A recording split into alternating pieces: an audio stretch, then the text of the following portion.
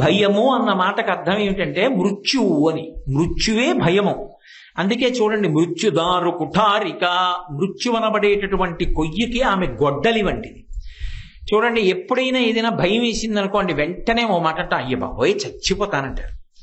ఏమండి రేపు అక్కడ నీళ్లు రావుట అంటే చచ్చిపోయాను బాబోయ్ అంటారు. రేపు కరెంట్ ఉండదు, చచ్చిపోయాం బాబోయ్ అంటారు. ఎక్కడ ఏదన్నివ్వండి, భయం వేయగానే చచ్చిపోయాను బాబోయ్ అంటారు.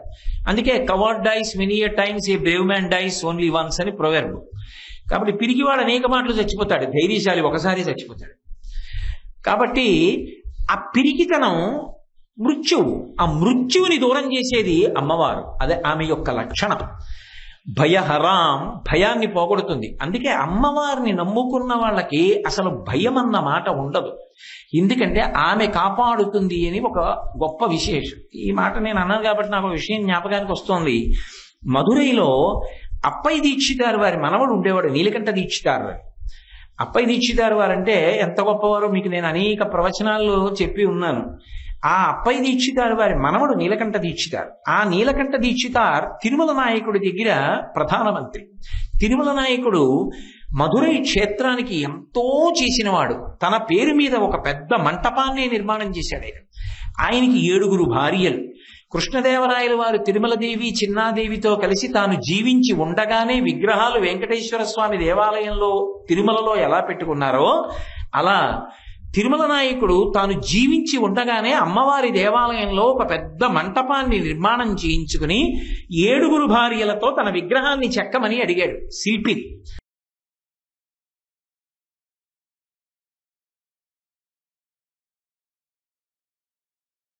వర్షం లేకపోతే ధర్మం నిలబడదు, వర్షం లేకపోతే ప్రాణులకు అన్నం దొరకదు, అవ్యవస్థ ఏర్పడుతుంది. మహారాజు దాన్ని చక్కదిద్దవలసి ఉంటుంది. కాబట్టి ఆయన దేవాలయంలోకి వెళ్ళి శివలింగ రూపంలో ఉన్నటువంటి పరమశివుణ్ణి మీనాక్షి పరదేవతని ఆశ్రయించి ప్రార్థన చేశాడు. వాళ్ళన్నారు, లోకంలో మర్యాద అని 3 అక్షరాలు ఉన్నాయి. మొదట నువ్వు దేవేంద్రుడి దగ్గరికి వెళ్ళి నీ విజ్ఞాపన తెలియచి, ఆ పైన దేవేంద్రుడు కరుణించకపోతే మార్గాన్ని చూడవచ్చు. మర్త్యలోకంలో పరిపాలన చేస్తున్నావు కాబట్టి వెళ్ళి ఆయనని ప్రార్థన చెయ్యడం అనేటటువంటిది మర్యాదతో కూడుకున్న విషయం. మరి ఎలా? ఇక్కడి నుంచి బయలుదేరి విమానంలో దేవేంద్రలోకాన్ని చేరడానికి మార్గం ఎలా అని అడిగితే ఆయన అన్నారు, ఈ మధురై క్షేత్రంలో చతుర్దశి తిథి నాడు, అదృష్టం ఏమిటంటే ఇవాళ చతుర్దశి మాస శివరాత్రి, చతుర్దశి తిథి నాడు ఉపవాసం చేసి శంకరుణ్ణి ఆరాధించిన, అష్టమి తిథి నాడు మీనాక్షి పరదేవతని ఆరాధించి సోమవారం నాడు ఉపవాసం చేసి శంకరుణ్ణి అభిషేకం చేసిన వెంటనే మేము వాళ్ళ అవసరానికి ప్రతిస్పందిస్తాం. కాబట్టి నువ్వు కూడా ఇక్కడ మా కుమారుడవు అన్న విషయాన్ని పక్కన పెడితే క్షేత్ర ప్రాధాన్యతని దృష్టిలో పెట్టుకుని ఇక్కడ అనుష్ఠించవలసినటువంటి విధానాన్ని అనుష్ఠించు. దాని వలన నువ్వే కాదు, ఇలాగే అనుష్ఠానం చేస్తే చేర చోళ రాజులు కూడా నీతో కలిసి విమానంలో దేవేంద్రుడి యొక్క సన్నిధానానికి వెళ్ళవచ్చు. చేర చోళ రాజులు, పాండ్యరాజు అయినటువంటి ఉగ్రపాండ్యన్ అంటే సుబ్రహ్మణ్యుడు కూడా మధురై క్షేత్రంలో అలాగే ఉపాసన చేసి మీనాక్షి సుందరేశ్వరుల యొక్క అనుగ్రహానికి పాత్రులై దివ్యమైనటువంటి విమానంలో స్వర్గలోకంలో దేవేంద్రుడి సన్నిధానానికి చేరుకున్నారు. ఎప్పుడైతే శివాజ్ఞ ప్రకారం వీళ్ళ 3 బయలుదేరి ఇంద్రలోకానికి వస్తున్నారని సుబ్రహ్మణ్యుడు తెలుసుకున్నాడో, ఆయన తను కూర్చున్నటువంటి వేదిక మీద ఆసనం కన్నా కిందకి ఒక 3 ఆసనాలు వేయించాడు. ఎంత దేవసేనాధిపతి అయినా, ఇంతకు ముందు ఎంత దేవదానవ సంగ్రామముల యందు పాల్గొని తన యొక్క రాజ్య సంరక్షణ కొరకు ప్రయత్నించిన వాడైనా, ఎంత పరమశివుని యొక్క కుమారుడైనా, ఎంత పార్వతీ పరమేశ్వరుల యొక్క అనురాగపు పట్టి వాళ్ళ యొక్క కోరిక మేరకు ఉగ్రపాండ్యన్ అన్న పేరుతో మధురై నగరంలో వెలిసినటువంటి వాడైనా, ఉద్భవించిన వాడైనా ఇవాళ మర్త్యలోకంలో ఉన్నాడు. కాబట్టి నేను ఆయనకి వేదిక మీద ఆసనం వేసి నాతో సమానంగా కూర్చోపెట్టడం ఏమిటి, ఆ కింద కూర్చోపెడదామని ఉగ్రపాండ్యన్కి కూడా ఆ క్రిందనే ఆసనం వేసి చేర చోళ పాండ్య రాజులకు 3 ఆసనములను సిద్ధం చేయించాడు. 3 సభాప్రవేశం చేశారు. కుర్చీలు చూపించి కూర్చోండి అన్నాడు. చేర చోళ రాజులు ఇదే గొప్ప అనుగ్రహం ఇంద్రుడి సన్నిధానంలో కూర్చోవడం అని కూర్చున్నాడు. కానీ సుబ్రహ్మణ్యుడు మాత్రం తిన్నగా వేదిక మీదకి వెళ్ళి ఒక కుర్చీ లాక్కుని అందులో కూర్చున్నాడు. నీ స్వర్గలోకాధిపత్యం నిలబడడానికి ఎన్నో మాటలు దేవదానవుల సంగ్రామంలో సర్వసైన్యాధిపత్యం వహించిన వాడను నేను. ఇవాళ మర్త్యలోకంలో పరిపాలన చేస్తున్నానన్న కారణానికి నువ్వు నన్ను ఇంత చిన్నబుచ్చవలసిన అవసరం లేదని. పైకి ఏదైనా అంటే గొడవ వస్తుంది. అపారమైన శక్తివంతుడు సుబ్రహ్మణ్యుడు. ఆయనతో తాను యుద్ధం చెయ్యలేడు. అలాగని ఊరుకుంటే తన గౌరవానికి ఏదో భంగపాటు జరిగినట్టుగా భావించాడు. భావించి ఇటు తిరిగి ఉగ్రపాండ్యంతో మాట్లాడకుండా అటు తిరిగి చేరచోళరాజులతో మాట్లాడాడు. మీకేం కావాలని అడిగాడు. మాకు వర్షాలు లేవు, చాలా బాధపడుతున్నాం. మీకు కావలసినన్ని వర్షాలు అనుగ్రహిస్తున్న నెలకి 3 వానలు పడతాయి. పాడి పంటలతో మీ రాజ్యాలు సస్యశ్యామలంగా ఉంటాయి, వెళ్ళి రండి అన్నాడు. ఇటు తిరిగి ఉగ్రపాండ్యం వంక ఆ మాట అనలేదు సరికదా, ఆయన్ని అవమానించాలని మీతో నేను మనవి చేశాను కదూ. మధురైని పరిపాలించేటటువంటి రాజులకు ఒక లక్షణం ఉంది. మీనాక్షి పరదేవతకి కూడా ఆ లక్షణం ఉంది. ముత్యాలతో ఎక్కువగా సంబంధం ఉంటుంది వాళ్ళకి. అందుకే ముక్తాహారల సత్కిరీట రుచిరాం అన్నారు కదా శంకర భగవత్పాదులు. ఒక మనిషి పైకి ఎత్తడానికి వీలు లేనంత బరువైన ముత్యాల హారం ఒకటి, అంటే అంతలావునున్న ముత్యాల హారం ఒకటి 10 మందితో తెప్పించి సుబ్రహ్మణ్యుడికి బహూకరించండి, ఉగ్రపాండ్యునికి బహూకరించండి అన్నాడు. ఇప్పుడు అంత పెద్ద హారం ఎత్తి మెడలో వేసుకుని ఎలా నడుస్తాడు అనుకున్నాడు. ఆయన అలవోకగా దాన్ని తీసి మెడలో వేసుకున్నాడు. మీరొక భంగపాటు జరిగింది. అందుకని వర్షం కురిపిస్తానని అవకాశం ఇవ్వలేదు. మిగిలిన రాజులతో పాటు ఉగ్రపాండ్యం కూడా తిరిగి వచ్చాడు. ఆయన ఏమనుకున్నాడంటే వాళ్ళిద్దరికీ కురిపిస్తానన్నాడు కాబట్టి ముగ్గురము వెళ్ళిన ప్రయోజనం అదే కాబట్టి బహుశా నా రాజ్యంలో కూడా వర్షాలు పడతాయి. ఆ 2 రాజ్యాల్లో నెలకి 3 వానలు పడ్డాయి. ఆ 2 రాజ్యాల్లో పాడి పంటలు సస్యశ్యామలంగా చక్కగా సమృద్ధంగా లభించాయి. కానీ ఒక్క పాండ్య రాజ్యంలో మాత్రం చుక్క వర్షం పడలేదు. ఆయన పరమేశ్వరుడికి మీనాక్షికి నమస్కారం చేసి ఒక రోజున అరణ్యంలో వేటకని వెళ్ళాడు. వెళ్ళేటప్పటికీ దేవేంద్రుడు వర్షాలు కురిపించమని ఏ మేఘములను ఆజ్ఞాపించి పంపిస్తూ ఉంటాడో, ఏ మేఘములు ఉరుములు మెరుపులు పిడుగులు లేకుండా పడాలి వర్షం. పిడుగులతో కానీ విపరీతమైనటువంటి మెరుపులతో కానీ విపరీతమైన ఉరుములతో కానీ వర్షం పడింది అనుకోండి, అది అరిష్టం. ఎందుచేత అంటే పిడుగుకి సంబంధించి వేదంలో ఒక మాట చెప్తారు. పిడుగు యొక్క ధ్వని చేత గుండెపోటు వస్తుంది అని చెప్తారు. గుండెపోటు వచ్చి చచ్చిపోతారు. ఆ ధ్వనే అంత భయంకరంగా ఉంటుందని. అందుకే వర్ష ఋతువుకి ముందే పిడుగులు లేకుండా వర్షం పడాలని ప్రత్యేకంగా హోమం చేస్తారు. అందుకని పిడుగులు మెరుపులు ఉరుములు లేకుండా వర్షాలు చక్కగా పాడి పంటల్ని కల్పించడం కోసం కురివడానికి అవకాశం ఇచ్చేటటువంటి మేఘములు 4 ఉన్నాయి. అవి 4 ఇంద్రుడి యొక్క వశంలో ఉంటాయి. వాటికి ఆ 4ంటికి 4 పేర్లు ఉన్నాయి. ఒక దాని పేరు పుష్కళావృత్తము, ఒక దాని పేరు ద్రోణవృత్తము, ఒక దాని పేరు సోమవృత్తము, ఒక దాని పేరు కాలముఖి. కాలముఖి అంటే నల్లటి ముఖం కలిగినది అని. మబ్బు నల్లగా ఉంటే కదా వర్షించడం. కాబట్టి ద్రోణ అంటే గుండ్రంగా అలా వర్షిస్తుంది అని, అంత గొప్పగా వర్షిస్తుంది అని. అల్పపీడన ద్రోణి ఏర్పడింది అంటుంటారు కదా ఇప్పటికీ.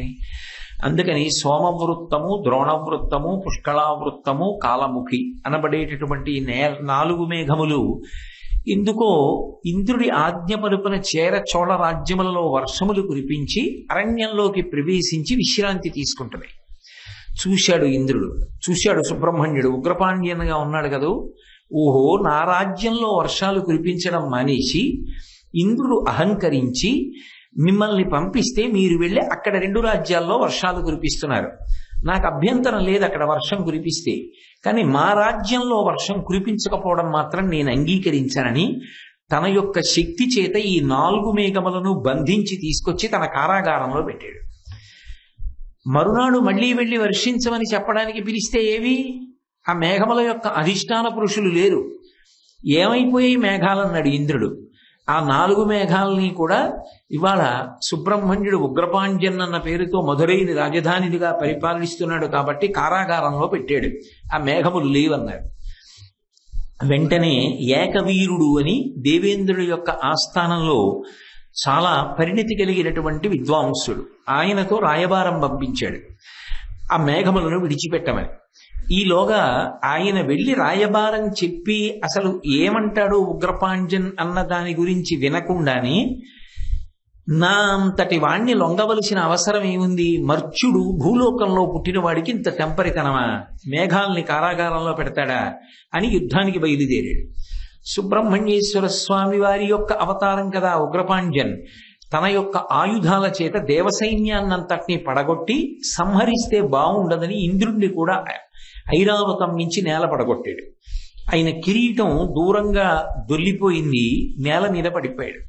తాను కూడా ఎక్కడ బందీగా చిక్కుతానోనని వెంటనే అంతర్ధానమై స్వర్గలోకానికి వెళ్ళిపోయాడు.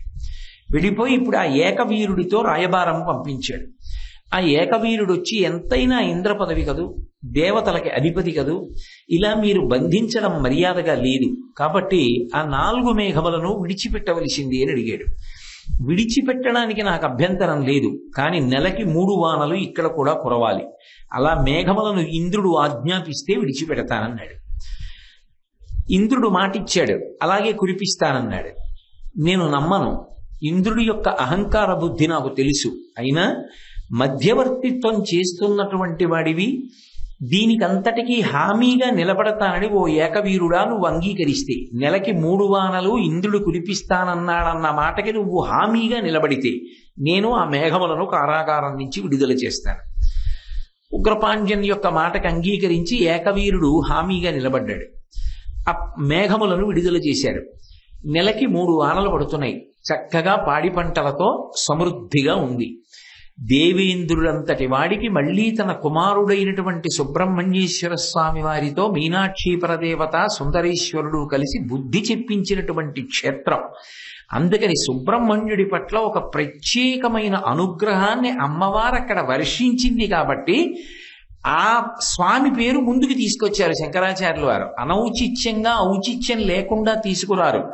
2 అమ్మవారు రాజ్య పరిపాలన చేస్తే మళ్ళీ ఆవిడికి వారసుడిగా రాజ్య పరిపాలన అందుకున్నవాడు ఉగ్రపాండ్యన్. మధురై క్షేత్రంలో పరిపాలకుడుగా నిలబడినవాడు కాబట్టి ఆయనని ముందుకు తీసుకొచ్చి మాట్లాడుతున్నారు.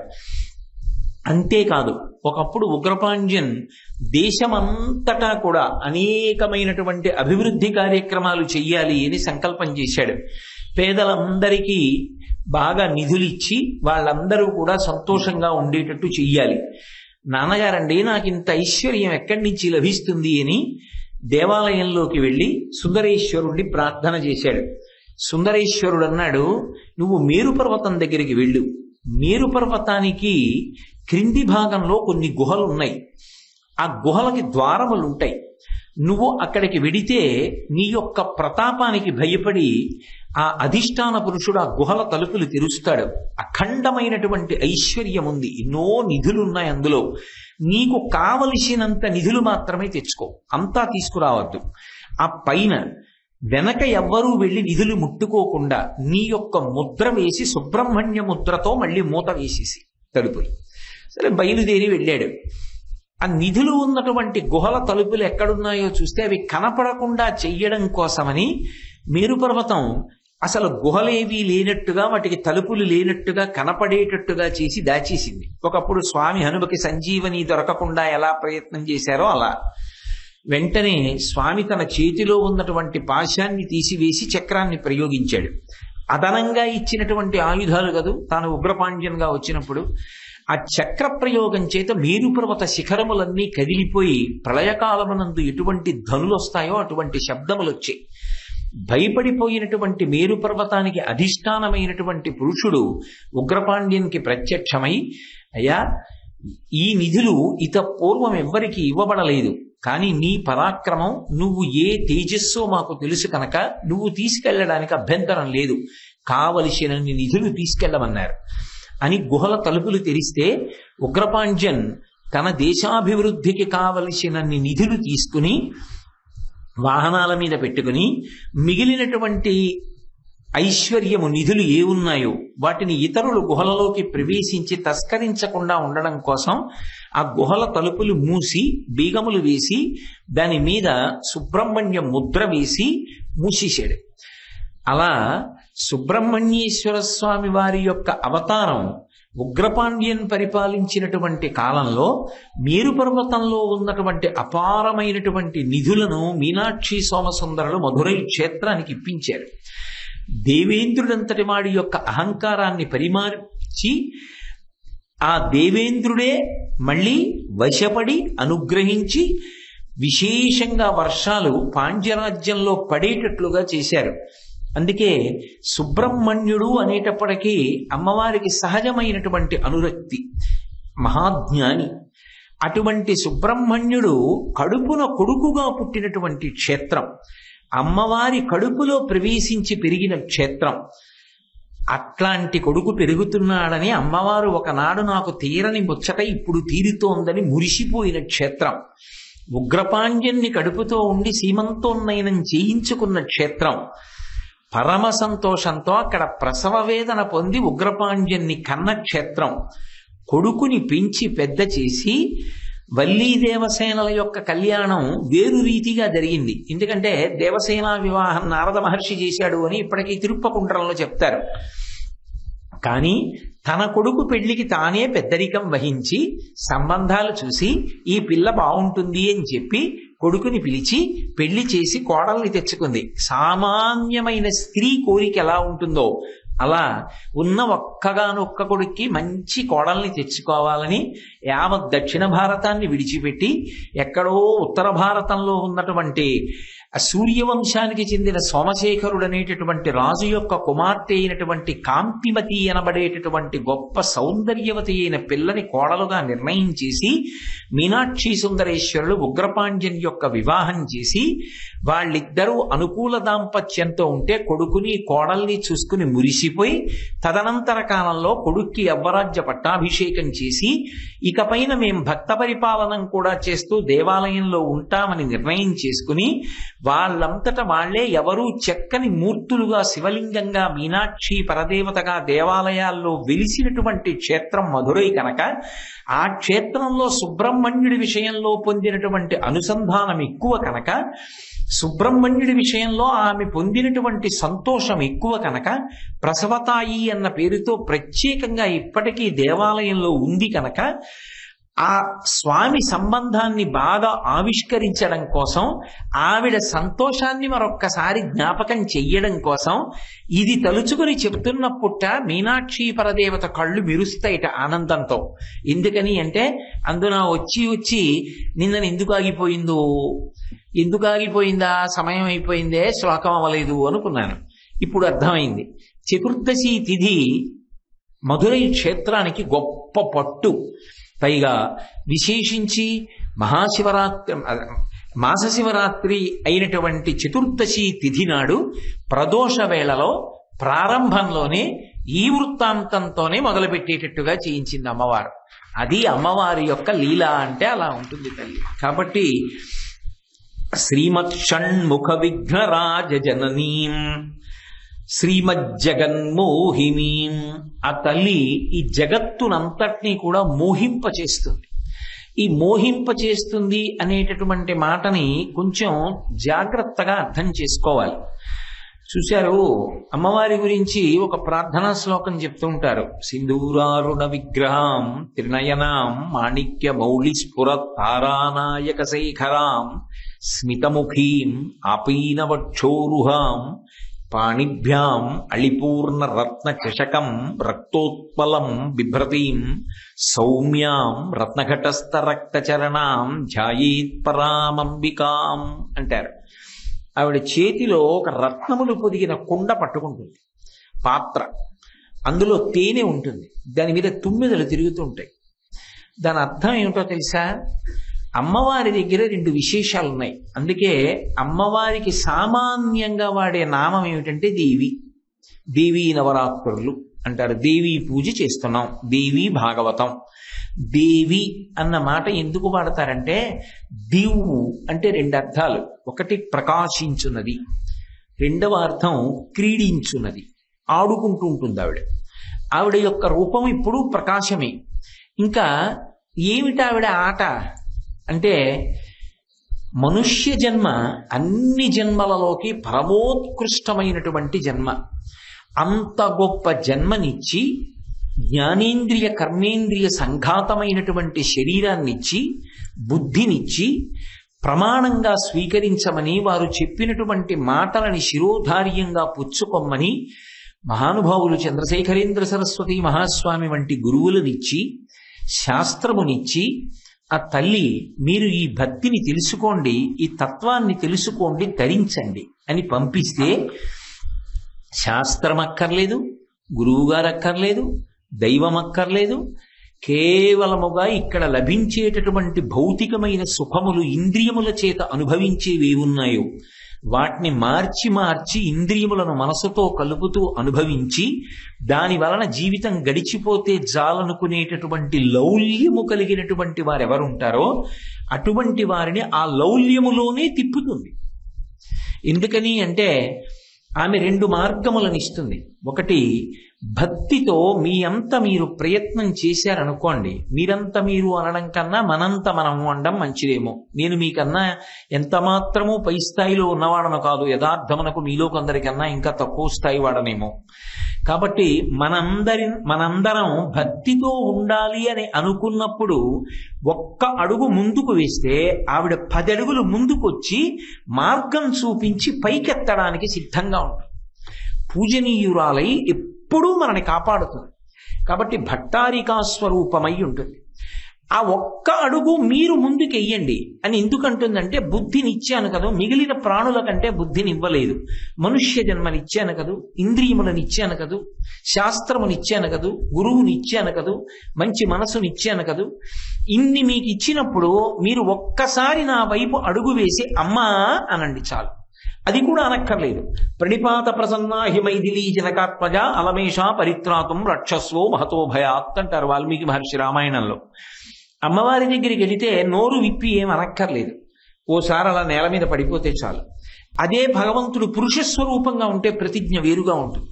సకృదేవ ప్రపన్నాయ తవాస్మీతి చయాచతే అభయం సర్వభూతేభ్యో దదామ్యే తత్వ్రతం మమ అంటాడు రాముడైతే యుద్ధకాండలో. రామా నేను నీవాడను అంటే వాడిని ఉద్ధరిస్తానంటాడు. అమ్మవారు ప్రణిపాత ప్రసన్నా హిమైథిలీ జనకాత్మజ, అమ్మవారి దగ్గరికి వెళ్ళి ఏం అనక్కర్లేదు, ఇలా నేల మీద పడిపోతే చాలు. పోయినంత మాత్రం చేత క్షుత్పిపాసామలాం జ్యేష్ఠాం అలక్ష్మీం నాశయాం యహం అభూతిమసమృద్ధించ సర్వాన్ నిర్నుదమే గృహాత్. ఆ తల్లి అలక్ష్మీ పరిహారం చేస్తుంది. లక్ష్మీ పరిహారం చేసి లక్ష్మీ కటాక్షాన్ని ఇస్తుంది. అంటే మంచి మంచి ఆలోచనల్ని, మంచి బుద్ధిని ఇచ్చి శాస్త్రాన్ని ప్రమాణంగా చేసుకుని ధార్మికంగా బ్రతకగలిగినటువంటి స్థైర్యాన్ని కటాక్షిస్తుంది. నేను అన్న మాట మీరు జాగ్రత్తగా పట్టుకోవాలి. నేనేమన్నాను? ధార్మికంగా బ్రతకగలిగిన స్థైర్యాన్ని ఇస్తుందన్నాను. ఎందుకు ఆ మాట అన్నాను అంటే, ధార్మికంగా బ్రతకడంలో త్యాగం ఉంటుంది, ఉరిపిడి ఉంటుంది. అధార్మికంగా బ్రతకడంలో ఉరిపిడి ఉండదు. ఎందుకో తెలుసా? ఇవన్నీ ఓ పిచ్చండి, ఇదంతా ఛాందసత్వం, ఇవన్నీ ఏమిటి అని అనుభవించేవాడికి త్యాగమే ఉంది. వాడు ఏం కావాలనుకుంటున్నాడో అది వాడు అనుభవిస్తాడు. కానీ అమ్మవారు ఒకతుంది, ఆవిడిచ్చిన అనుగ్రహం, ఈ ఇంద్రియములకు ఆవిడ శక్తినిచ్చింది. నేను దుర్వినియోగం చేస్తే ఆవిడ శిక్షిస్తుంది, నేను ఆవిడికి జవాబుదారి. అనుకున్నవాడు ఒక సుఖాన్ని పొందాలన్న కోరిక ఏ కారణం చేతనైనా మనసులో పొందినా అది ధర్మ విరుద్ధము అనుకుంటే దాన్ని త్యాగం చేస్తాడు తప్ప శక్తి ఉన్నా అనుభవించాడు. సముద్రము ఎలా తన చెలియని కట్టని తాను దాటకుండా అక్కడి వరకు వచ్చి వెనక్కి వెళ్ళిపోతుందో అలా తాను చెలియని కట్ట దాటకుండా బ్రతుకుతాడు. ఆ బ్రతకడంలో ఒరిపిడి ఉంటుంది, త్యాగం ఉంటుంది. తనకి అందుబాటులో ఉన్న అది అధార్మికము, అది ధర్మచట్రంలో ఇమడదు అన్న సుఖాన్ని తాను అనుభవించాడు. ఆయన ఒక మంచి పదవిలో ఉన్నాడు, ఆయన కోరుకుంటే కోట్లు వచ్చి పడిపోతాయి, ఆయన అలా తీసుకోడు. అలా తీసుకోకపోవడంలో ఉరిపిడి ఉంటుంది. ఎందుకని? కొంతమంది అంటారు, నీ ముఖం ఇప్పుడు సంపాదించకపోతే ఎప్పుడు సంపాదిస్తావు, ఈ స్థానంలో ఉన్నావు కాబట్టి వస్తుంది. మిగిలిన వాళ్ళు సంపాదించలా? నీకేనా ఈ మడేస్తాను అంటారు. కాదని తన ఎదురుగుండా కంటికి కనపడనటువంటి అమ్మవారిని నమ్మి, ఆవిడ చెప్పిన విషయాన్ని నమ్మి, శాస్త్రాన్ని నమ్మి, గురువుని నమ్మి, ధర్మానికి కట్టుబడి ఇది నన్ను కాపాడుతుందని బ్రతకడానికి లోపలి ధైర్యం కావాలి. ఆ ధైర్యం లేనివాడు రాజీ పడిపోతాడు. ఏమోలే ఎందుకు వచ్చింది ఇవన్నీ అంటాడు. ఏమోలే అనకుండా ఆవిడ అనుగ్రహం ఉండగా ఇవన్నీ కాపాడతాయా, ఆవిడ అనుగ్రహం కాపాడుతుందా నన్ను అని నిలబడడానికి స్థైర్యం ఉండాలి. అందుకని ధార్మికమైన జీవితమునందు ఒరిపిడి ఉంటుంది, ఒరిపిడి పక్కన త్యాగం ఉంటుంది, ఒరిపిడి త్యాగానికి స్థైర్యం ఉంటుంది. ఈ స్థైర్యాన్ని ఎవరు అనుగ్రహిస్తారంటే, ఎవరు ఆవిడ వంక తిరిగారో, ఆవిడ పాదములు పట్టుకున్నారో, ఆవిడికి నమస్కరించారో వాళ్ళకి ఆవిడ స్థైర్యాన్ని ఇస్తుంది. అందుకే భక్తి ఎందు ధైర్యం ఉంటుంది. ఎంతమంది ఎన్ని ప్రయత్నాలు చెయ్యనివ్వండి, భక్తి కలిగినటువంటి వాడు బెంగపడడు, తొట్రుపడడు. మీరందుకే ఎప్పుడైనా గమనించండి, భాగవతుల జీవితాల్లో క్లేశం ఉంటుంది. ఎక్కడి నుంచి ఉంటుందో తెలుసా? సమాజం నుంచే ఉంటుంది. వాళ్ళకి రాళ్ల దెబ్బలు ఉంటాయి, వాళ్ళకి విమర్శలు ఉంటాయి, వాళ్ళ కాళ్ళు లాగేవాళ్ళు ఉంటారు. ఎవరు దానికి అతీతుడు చెప్పండి? రామకృష్ణ పరమహంస ననలేదా?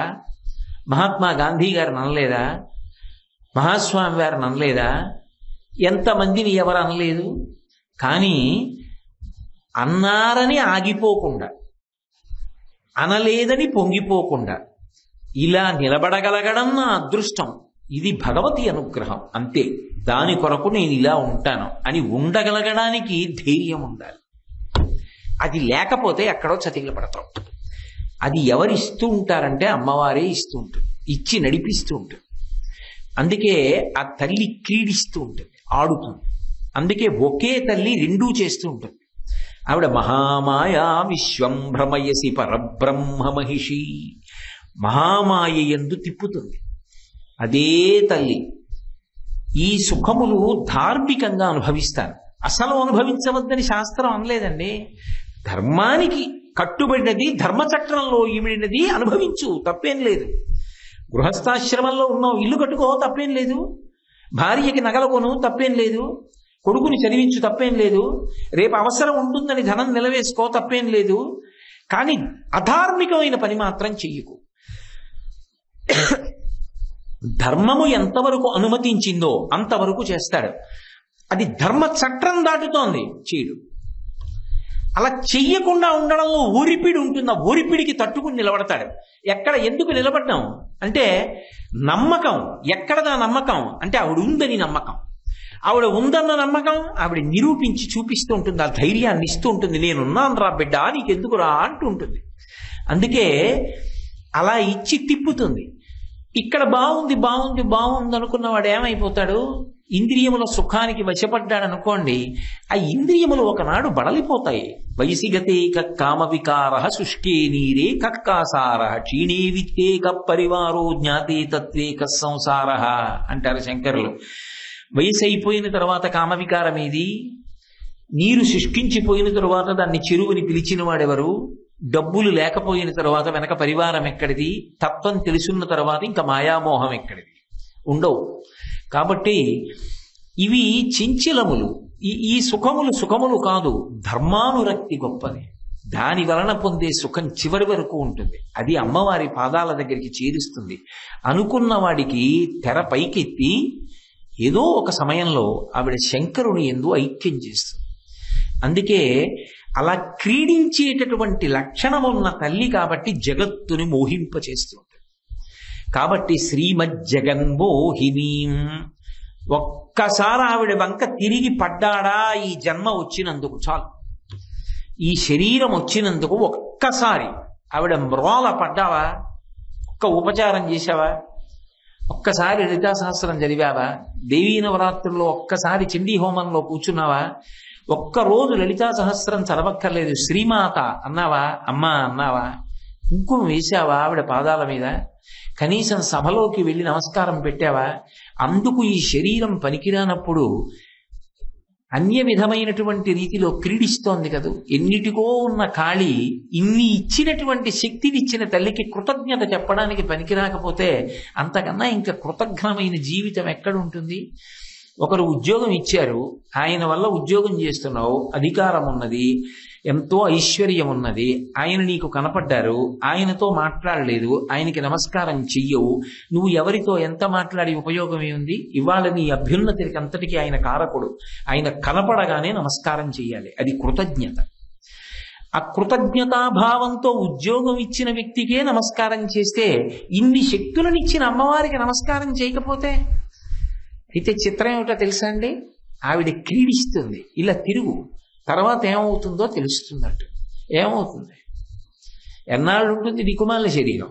ఓ 70 ఏళ్ళు, ఓ 80 ఏళ్ళు, ఓ 90, కాదు 100 పడిపోతుంది కదా ఇప్పుడప్పుడు. తర్వాత జీవుడు కోట్ల కోట్ల జన్మలు అధోగతిని పొందుతాడు. కానీ త్యాగబుద్ధితో ఉరిపిడిని తట్టుకోవడానికి కావలసిన స్థైర్యం ఆవిడే ఇస్తే ఏదో బాధతో చేస్తాడని మీరు అనుకోకండి. ధార్మికంగా ఉండేవాడు. మీకు నేను ఒక విషయం చెప్పనా? లౌకిక సుఖముల వైపు ఉండి ధర్మాన్ని విడిచిపెట్టిన వాడికి ఎప్పుడూ మనసులో దిగులుంటుంది, బెంగుంటుందండి. ఎందుకో తెలుసా? ఏమో నా నడవడి అంత మంచిది కాదుగా, పైకి చెప్పలేడు, నా నడవడిలో ఎన్నో దోషాలున్నాయిగా, నే చేసిన భయంకర పాపాలున్నాయిగా, అవి ఏ కట్టి కుడుపుతాయో ఎప్పుడూ భయమే. ధార్మికుడు ఉన్నాడు అనుకోండి, వాడు అయ్యో నేను అది వదిలేశానండి, ఏమిటో గురువు గారిని నమ్మానండి, శాస్త్రం నమ్మానండి, ఇది వదిలేశానండి అని వాడు బాధగా బతుకుతాడని మీరు అనుకుంటున్నారేమో. అసలు ధార్మికంగా బ్రతికే వాడికి ఉండేటటువంటి సంతోషం వేరు. ఎప్పుడూ సంతోషమే. నిత్యోత్సవ, పక్షోత్సవ, వారోత్సవ, సంవత్సరోత్సవ. వాడు ఎప్పుడూ ఉత్సవాల్లోనే ఉంటాడు. వాడికి ఎప్పుడు రోజు రోజు ఉత్సవమే. వాడికి ఎక్కడికి వెళ్ళినా ఉత్సవమే, ఇంట్లో ఉన్న ఉత్సవమే, ప్రతి క్షణం ఉత్సవమే. ఆఖరికి వాడు శరీరం విడిచిపెట్టడం కూడా ఉత్సవమే. అదేం అలా అన్నారు మీరు అంటారేమో. శంకర భగవత్పాదులే చెప్పారో చోట, యదా పుత్ర మిత్రాదయో మత్సకాశీ ఉదాత్యస్య కీదృశీయోత శంతి తదా దేవ దేవేశ గౌరీశ శంభో నమస్తే శివాయో త్యజస్రం బ్రవాణి. ఆయన వెళ్ళిపోతుంటే ఆ కొడుకులు, కూతుళ్ళు, బంధువులు వచ్చి అయ్యో అయ్యో అయ్యో అయ్యో ఇంత మర్యాదస్తుడు, ఇన్ని గౌరవాలు పొందినవాడు ఆయన నేల మీద పడుకోబెట్టేశారు అని ఏడుస్తారేమో. స్నేహితులు అయ్యయ్యో ఇన్ని సత్కారాలు పొందినవాడు, ఇంత గౌరవాన్ని పొందినవాడు ఆయన అలా పడుకోబెట్టేశారు అని ఏడుస్తారేమో. భార్య, ఇతరులు ఏడుస్తారేమో. వాడు మాత్రం ఉత్సవంగా వెళ్ళిపోతాడు. ఎలాగో తెలుసా? స్వామి బ్రతికున్నంత కాలం నా శాయి శక్తులా నీ గురించి ఆలోచించా, నీ గురించి చదివా, నీ గురించి అనుష్ఠించా, నీ గురించి చెప్పుకున్నా, నీ గురించి పాడుకున్నా, నిన్నే స్మరిస్తూ సంతోషంగా బ్రతికా. అమ్మయ్యా ఈ ఒరిపిడులు పోయాయి. ఇప్పుడు ఇంకా సంతోషంగా అదిగో నీ పాదపంజరంలోకి చిలక ఎగిరి వచ్చేస్తోంది. ఇక పైన హాయిగా సంతోషంగా నీ పాద పంజరంలో కూర్చుని ఆడుకుంటా. ఇంకా నేను అన్ని బంధాలకి అతీతుణ్ణి అని చెమట పట్టిన బట్ట విప్పినట్టు, ఉత్తరీయం తీసి పక్కన పారేసినట్టు శరీర త్యాగం చేసి ఈశ్వరుడు ఎంతో ఐక్యమైపోతాడు. అది ఆయనకి ఉత్సవమే. కాబట్టి ధార్మికులకు ఉత్సవము లేనిది లేదు. ధార్మికుడు బరువుగా బతుకుతాడని మీరు అనుకోకూడదు. నిజానికి ధార్మికుడి జీవితమే పరమ సంతోషంగా ఉంటుంది. అసలు ధార్మికుడు కష్టాలలో ఉన్నట్టున్నా ఆయన జీవితం గురించి చదువుతుంటే సంతోషంగా ఉంటుంది. అందులోంచి మనకు పూనికి వస్తుంది. రామాయణం చదువుతుంటే రాముడు సుఖపడ్డాడని ఉందండి, కష్టపడ్డాడని ఉంది. మరి ఎందుకు చదువుతాం? పిల్లలకి ఎందుకు రాముడి పేరు పెడతాం? ఎందుకు రామనామం రాస్తాం? అంటే ధర్మాన్ని ఉంచుకుని సంతోషాన్ని పొందాడు అన్ని కష్టాల్లో కూడా. ఆ సంతోషం మాకు అలా కావాలని రామాయణం చదువుతాం కదా. కాబట్టి ఆ తల్లి శ్రీమక్షణ్ముఖ విఘ్నరాజ జననీం, తల్లి శ్రీమజ్జగన్మోహినీం మీనాక్షీం ప్రణతోస్మి సంతతమహం కారుణ్యవరాన్నిధిం. దయకు సముద్రమైన దానా తల్లి, నీకు సంతతమహం ఎల్లప్పుడూ నీకు నమస్కరించుచున్నాను అంటే ఇలాగే ఉండిపోమ్మని కాదు దాని ఉద్దేశ్యం. ఆవిడ కారుణ్యమును స్మరిస్తుంటే మనసులో ఆలోచనలు అలా వస్తుంటే రోమాంచితమై ఆవిడ పట్ల పూజ్య భావనతో కృతజ్ఞతాభావముతో శిరస్సు వంచి ఆనందమును పొందెదరుగాక అని. శ్రీమత్సుందరనాయకీం. ఆ శ్రీకారాన్ని అలాగే కొనసాగిస్తున్నారు శంకర భగవత్పాదులు. ఆమె సుందరేశ్వరుని యొక్క ఇల్లాలు. పరమశివుడికి సుందరుడు అని ఒక పేరు. అయితే ఒక చమత్కారం ఉంటుంది. ఆయన పైకి కనపడేది నిజంగా అసలు సుందరంగా కనపడ్డం. రెండు లోకంలో మీరు ఆలోచించండి, ఏదైనా చూడకూడదని చూశారనుకోండి శివ అంటాం. అసలు శివుణ్ణి చూస్తే ఏమనాలి?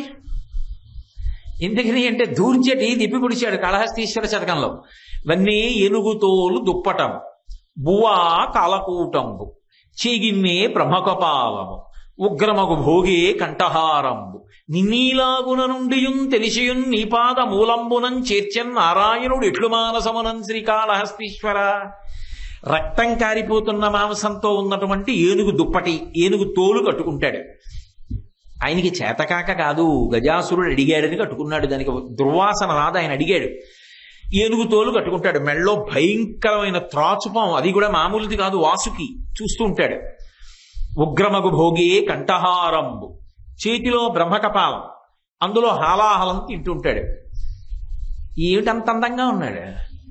మేఘశ్యామం పీతకౌశేయవాసం శ్రీవత్సాంకం కౌస్తుభోద్భాసితంగం పుణ్యోపేతం పుండరీకాయతాక్షం విష్ణుం వందే సర్వలోకైకనాథం. ఆయన బాగుంటాడా ఈయన బాగుంటాడా? నిష్పక్షపాతంగా చెప్పండి. ఆయనే బాగుంటాడు విష్ణువు. మరి బాగున్నవాడు ఏం చేయాలి? బాగులేని వాడిని చూసి దేవుట్రా నాయన ఇలా ఉంటావు నాకు కనపడకనాలి అనలేదు. ఆయన గురించి తపస్సు చేసి, అబ్బా ఏమంతామండి మీ శరీరంలో నన్ను అర్ధభాగం ఇచ్చి రక్షించండి అని అడిగి శంకరనారాయణ ఎక్కడుందో తెలుసా? శంకరనారాయణ ఎక్కడైనా మీకు సాధారణంగా లోకంలో శివకేశవులు ఇద్దరూ కలిసినటువంటి రూపం ఉంటుంది. ఉంటే దాన్ని ఏదో హరిహర స్వరూపము అని పిలుస్తూ ఉంటారు. కానీ ఒక్క మధురై క్షేత్రంలో మాత్రం హరిహర స్వరూపం అనరు, శంకరనారాయణ అంటారు. ఆ శంకరనారాయణ తీసుకొస్తున్నారు ఇక్కడికి శంకరాచార్యులు వారు. ఎలా అంటే నిజానికి శంకరుడి రూపమంత అందమైన రూపం ఈ లోకంలో ఎక్కడా ఉండదు. కోటి సూర్య ప్రతీకాశం సర్వావయవ సుందరం అప్రాకృత శరీరం తం అతిమన్మథరూపిణం ఘృతరీతి ఘనీభూతం సచ్చిదానంద విగ్రహం గంగాట యమునా చైవ విధత్తస్మనుచామరే అంటారు వ్యాసుడు లింగ పురాణంలో. ఆయన నడిచి వెడుతుంటే వెనక గంగా యమున అధిష్టాన దేవతలు నిలబడి ఆయన ఉత్తరీయాన్ని ఎత్తి పట్టుకుంటాయట. కోటి సూర్యుల పగిది వెలిగిపోతుంటాడు. అంతటి అందగాడు కనుక ఆయన సుందరుడు. నిజానికి అది సౌందర్యం, బాహ్యంలో అందం. అయితే మీరు ఒక్కటి జ్ఞాపకం పెట్టుకోండి, చాలా అందమైన చిరునవ్వు వెనక భయంకరమైనటువంటి పాపపు ఆలోచన ఉండవచ్చు. పరమ వికృతమైనటువంటి శరీరం లోపల అమృత భాండం లాంటి హృదయం ఉండవచ్చు. శంకరుడు పైకి అందగాడు, లోపల అందగాడు. లోపలి అందం ఏమిటి? ఆ అందం అమ్మగా మారి నిలబడగలగడం. ఇంకంతకన్నా ఏం చెప్పాలి? ఆయనే అయ్యగా నిలబడగలడు, ఆయనే అవసరమైతే అమ్మగానూ నిలబడగలడు. పరమ కారుణ్యంతో పరమ ప్రేమతో ఉంటాడు, ఉద్ధరించడానికి చూస్తాడు తప్ప పాడు చెయ్యడం అన్నమాట ఆయనకి తెలియదు. అందుకే శివ. స ఉమ ఎప్పుడూ అమ్మవారితో కలిసే ఉంటాడు. అందుకే మీనాక్షి పరదేవతకు భర్త అయి సోమసుందరుడిగా వచ్చాడు. కాబట్టి అటువంటి స్వామి. రెండు, అమ్మవారు ఎంతమందికైనా కుమార్తెగా వస్తుంది. మలయధ్వజ మహారాజు నాకు కుమార్తెగా రావాలి అని కోరుకున్నాడని చెప్పడం కష్టం, కానీ కాంచనమాలని అనుగ్రహించడానికి పుత్రకామేష్టి చేసినప్పుడు వచ్చింది. వస్తే ఆయన కోరిక కోరాడు మలయధ్వజ మహారాజు. రేపొద్దున్న నా పిల్లకి అన్నగారు ఉండాలి కదా, పెళ్లి చేసినా పుట్టిల్లన్నా ఓ అన్నగారు ఉంటే సంతోషంగా ఉంటుంది కదా. అన్నగారు లేకుండా ఒక్కతే ఆడపిల్ల అని పెళ్లి చేస్తే బావగారికి గడ్డం కింద బెల్లం ముక్క కొట్టవలసి వస్తే, పెళ్లికి పూర్ణమైన అందం రావాలి అంటే పెళ్లి కూతురికి అన్నదమ్ముడు ఉండాలి. ఉంటేనే అందులో కొన్ని అంగములు పూర్తవుతాయి. ఎందుకంటే లాజహోమం అని చేస్తారు చిట్ట చివర. ఆ లాజహోమం చేసినప్పుడు అన్నదమ్ముడు వచ్చి కూర్చుని చేస్తాడు. మరి అందుకని అన్నదమ్ముడు ఉండాలి. కాబట్టి కూతురు ఒక్కతే ఉందే నాకు, కాబట్టి నా పిల్లకి అన్న కావాలి. ఇప్పుడు అన్న ఇప్పుడు వస్తాడు? పిల్లకన్నా ముందు పుడితే. పిల్ల పుట్టేశాకన్నా ఏమిటి? ఎక్కడి నుంచి వస్తాడు? తమ్ముడు వస్తాడు. అన్నయ్య ఎక్కడి నుంచి వస్తాడు? అన్నయ్య రాడు. కానీ మలయధ్వజ మహారాజు విచిత్రమైన కోరిక కోరాడు. నా పిల్లకి అన్న కావాలన్నాడు. ఆ పిల్లకి అన్న ఎప్పుడూ ఉంటాడు లోకంలో, ఎవరైనా. శ్రీ మహావిష్ణువు నారాయణ నారాయణి. అందుకని శ్రీ మహావిష్ణువు బయలుదేరి వచ్చారు. అమ్మవారి పేరు చెప్తే ఆయనకి సంతోషం. మరి చెల్లెలు వచ్చాను, ఎక్కడ ఉండమంటావని అడిగారు. ఇక్కడే ఉండు అన్నారు. బాగుంటుంది ఏమిటి? చెల్లెలు బావగారు ఇంట్లో, బావగారు ఎప్పుడు ఉంటే ఏం బాగుంటుంది, శిగులు ఉన్నట్టు ఉంటుంది. ఎక్కడో గాంధార రాజ్యంలో ఉండవలసిన వాడు వచ్చి హస్తినాపురంలో దుర్యోధనుడి దగ్గర కూర్చుంటే అంత అసహ్యంగా ఉంది. అలాగే ఏమిటి, నేను వచ్చేసి ఇక్కడ ఉంటే ఏం బాగుంటుంది, అందుకని ఇంకొక చోటు చూపించి అక్కడ ఉంటానన్నాడు. నది హద్దుంది కాబట్టి వైఘైకి అవతల వైపు వృషభగిరి అనేటటువంటి పేరుతో అమ్మవారు వెలిసింది. ఇప్పటికీ ఆ కొండ అమ్మవారి రూపంలో గుడి వెనకాతల ఉంటుంది. ఆ వృషభగిరి దర్శనం చేస్తే చాలు పూర్వీకుల పాపాలు కూడా పోతాయంటారు. అళగర్ పెరుమాళ్ అంటే పరమ అందగాడు అని, నిజంగా అలా ఉంటాడు. అంత అందగాడిగా అళగర్ పెరుమాళ్ళుగా వెలిశాడు. ఆ అన్నగారు వచ్చి మీనాక్షి అమ్మవారిని కన్యాదానం చేస్తుంటాడు. ఇప్పటికీ కళ్యాణానికి ఆ వైఘై దాటి వస్తూ ఉంటాడు ఆయన, ఆ పాండ్యరాజ్యంలోకి వస్తూ ఉంటాడు. కాబట్టి మహాందగాడైనటువంటి స్వామి బాహ్యమునందు ఆంతరమునందు కూడా అమ్మవారు ఎంతమందికైనా బిడ్డగా వస్తుంది. మలయధ్వజ మహారాజుకి కుమార్తెగా రాలా, కాంచనమాలకి కుమార్తెగా రాలా, ఎప్పుడో కోరుకున్న ఇచ్ఛామతికి కుమార్తె కాలా, అవుతుంది. కానీ ఆమె మాత్రం ఎన్ని రూపాలలో వచ్చినా, ఎన్ని అవతారాలలో వచ్చినా ఆమె మాత్రం ఎప్పుడూ సోమసుందరునకు మాత్రమే ఇల్లాలు, ఒక్క శంకరునకు మాత్రమే ఇల్లాలు తప్ప వేరొకరికి ఇల్లాలిగా నిలబడడం మాత్రం ఆమె అంగీకరించదు. సరికదా?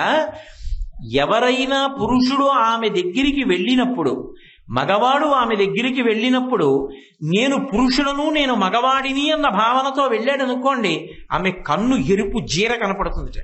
శివే శృంగారార్ద్ర తదితరజనే కుచ్చనపరా, అమ్మా నేను నీ బిడ్డనమ్మా అని వెళ్ళాడనుకోండి, అమ్మవారి కళ్ళల్లో కారుణ్యరసం కనపడుతుంది. అందుకని అమ్మా నువ్వు ఎప్పుడూ ఆ సోమసుందరులకు ఇల్లాలివే. లోకంలో సాధారణంగా లక్షణం ఏమిటంటే స్వామివారు అవతారం తీసుకుంటారు, అమ్మవారు అనుసరిస్తారు. మీరు విష్ణువు విషయంలో చూడండి, విష్ణువు అవతారాలు తీసుకుంటారు, అమ్మవారు ఏం చేస్తుంది? నిత్యానపాయని కనుక ఆయన వెనకాతలే ఆవిడ కూడా వెడుతుంది. ఆయన ఒకనాడు కృష్ణ భగవానుడిగా వచ్చాడు, ఆవిడ రుక్మిణీదేవిగా వచ్చింది. అనగా ఆదిలక్ష్మి అయిన రుక్మిణితోడ క్రీడ సల్పుచున్న కృష్ణ చూచి పట్టణంబులోని ప్రజలుల్లసిల్లి ప్రీతిలగుచు ముక్త భీతులగుచు. కాబట్టి ఆయన అవతారంగా వస్తాడు, అమ్మవారు వస్తుంది వెనకాల. ఒకనాడు రాముడిగా వచ్చాడు. శ్రీరమ సీతగాగ నిజ సేవక బృందము వీర వైష్ణవాచార జనంబుగాగ విరజానది గౌతమిగాగ వికుంఠమున్నాలయ భద్రశైల శిఖరాగ్రముగాగ వసించు చేతనోద్ధారకుడైన విష్ణుడవు దాచరది కరుణాపయోనిధి. ఆమె సీతమ్మగా వచ్చింది. అవతార స్వీకారం ఎవరు చేస్తారు? విష్ణువు చేస్తారు. విష్ణువు యొక్క చెల్లెలు అన్నప్పుడు ఈవిడ కూడా ఎవరు? విష్ణు స్వరూపిణి. అందుకే దుర్గా చేతిలో శంఖచక్రాలు పట్టుకుంటుంది. మీరు చూశారో లేదో, కాంచీపురంలో దుర్గాదేవి చేతుల్లో శంఖచక్రాలు ఉంటాయి. అందుకే శాస్త్రం ఒక మాట అంటుంది, దుర్గా అని ఒకసారి అను, నీ జీవితంలో చాలంటుంది. దుర్గా అని అనడానికి కొంచెం మనసు సంశయిస్తుంది. అమ్మ కదా దుర్గా అంటామా, అందుని దుర్గమ్మ అంటుంటాం. అటువంటి దుర్గమ్మ చేతిలో శంఖచక్రాలు పట్టుకుంటుంది. అంటే వైష్ణవీ స్వరూపిణి, ఆవిడ విష్ణు స్వరూపం. కాబట్టి ఆవిడ ఏం చేస్తుంది? అవతారం తీసుకుంటుంది. అందుకే అమ్మవారికి అవతారాలు ఉంటాయి, విష్ణువుకి అవతారాలు ఉంటాయి. విష్ణు అవతారం తీసుకుంటే లక్ష్మి వెనకాతలు వస్తుంది, అమ్మవారి అవతారం తీసుకుంటే శంకరుడు వెనకాల వస్తాడంటే అప్పుడు ఆవిడ యొక్క పాతివ్రత్యానికి బాగుంటుందా? బాగుండదు. అదంతా మర్యాదగా ఉండదు. ఆవిడ అవతారం తీసుకుంటే కేవలంగా ధర్మ సంస్థాపన చేస్తుంది. అసలు ఆమె శివుని విడిచిపెట్టి ఉండడం అన్న సమస్య లేదు, శివుడు వెనకాల రావడం అన్నది లేదు. కానీ ఒక్క మీనాక్షిగా ఉన్నప్పుడు మాత్రం ఒక్క చమత్కారం చేసింది. తాను మీనాక్షిగా భూమిలోకానికి వస్తే ఊరుకోలేదు. కైలాసానికి వెళ్ళి యుద్ధం నెపం పెట్టి 3వ స్థానం అదృశ్యమైందన్న పేరు చెప్పి, మీరు మా ఆయన, నేను కింద ఉన్నాను కదా, మీరు ఇక్కడ నేను అక్కడ ఉంటే కాపరం ఎలా, అందుకని మీరు కిందకి రెండని చెప్పి శంకరుణ్ణి తాను చూసిన 8వ రోజున కిందకి తీసుకొచ్చి సుందరేశ్వర దేవాలయంలో కూర్చోబెట్టింది. ఇది విష్ణువు విషయంలో లక్ష్మి చేసే విషయాన్ని పార్వతి విషయంలో పరమశివుడు చేసేటట్టుగా చేసిన అవతారం మీనాక్షి అవతారం. అంటే లోపల ఇందులో ఎవరిని శ్లాఘించడం ఉంది? మీనాక్షి పరదేవతా స్తుతినే అంతర్లీనంగా శంకర భగవత్పాదులు ప్రతిపాదిస్తున్నారు. అందులో రెండు, ఆమె యొక్క మహాపాతివృత్యం ఎంతమందికైనా కూతురుగా వస్తుంది, కానీ ఆమె ఎప్పుడు ఎవ్వరికీ మాత్రం భర్తృస్థానం అనేటటువంటి విషయాన్ని ప్రతిపాదన లేదు, ఆలోచన లేదు, అసలు అటువంటి విషయం గురించి చర్చ కూడా ఉండడానికి వీల్లేదు. కాబట్టి శ్రీమత్సుందరనాయకీం, ఆ తల్లి భయహరాం జ్ఞానప్రదాం నిర్మలాం, కలిపేస్తున్నాను అన్ని, భయహరాం జ్ఞానప్రదాం నిర్మలాం. మరి ఇది ఒకటి ఉంది కదూ, ఆమె భయాన్ని పోగొడుతుంది, జ్ఞానాన్ని ఇస్తుంది, నిర్మలత్వాన్ని ఇస్తుంది. ఏమిటి అంటే ఆ తల్లిని నమ్ముకున్న వాడికి భయం అన్న మాట ఉండదు. భయము అన్న మాటకు అర్థం ఏమిటంటే మృత్యువు అని, మృత్యువే భయము. అందుకే చూడండి, మృత్యుదారు కుఠారిక, మృత్యువనబడేటటువంటి కొయ్యకి ఆమె గొడ్డలి వంటిది.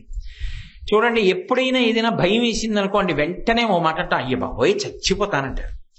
ఏమండి రేపు అక్కడ నీళ్లు రావుట అంటే చచ్చిపోయాను బాబోయ్ అంటారు. రేపు కరెంట్ ఉండదు, చచ్చిపోయాం బాబోయ్ అంటారు. ఎక్కడ ఏదన్నివ్వండి భయం వేయగానే చచ్చిపోయాను బాబోయ్ అంటారు. అందుకే coward dies many a times, a brave man dies only once అని ప్రొవెర్బ్. కాబట్టి పిరికివాడు అనేక మాటలు చచ్చిపోతాడు, ధైర్యశాలి ఒకసారి చచ్చిపోతాడు. కాబట్టి ఆ పిరికితనం మృత్యువు, ఆ మృత్యువుని దూరం చేసేది అమ్మవారు. అదే ఆమె యొక్క లక్షణం. భయహరాం, భయాన్ని పోగొడుతుంది. అందుకే అమ్మవారిని నమ్ముకున్న వాళ్ళకి అసలు భయం అన్న మాట ఉండదు. ఎందుకంటే ఆమె కాపాడుతుంది అని ఒక గొప్ప విశేషం. ఈ మాట నేను అన్నాను కాబట్టి నాకు విషయం జ్ఞాపకానికి వస్తోంది.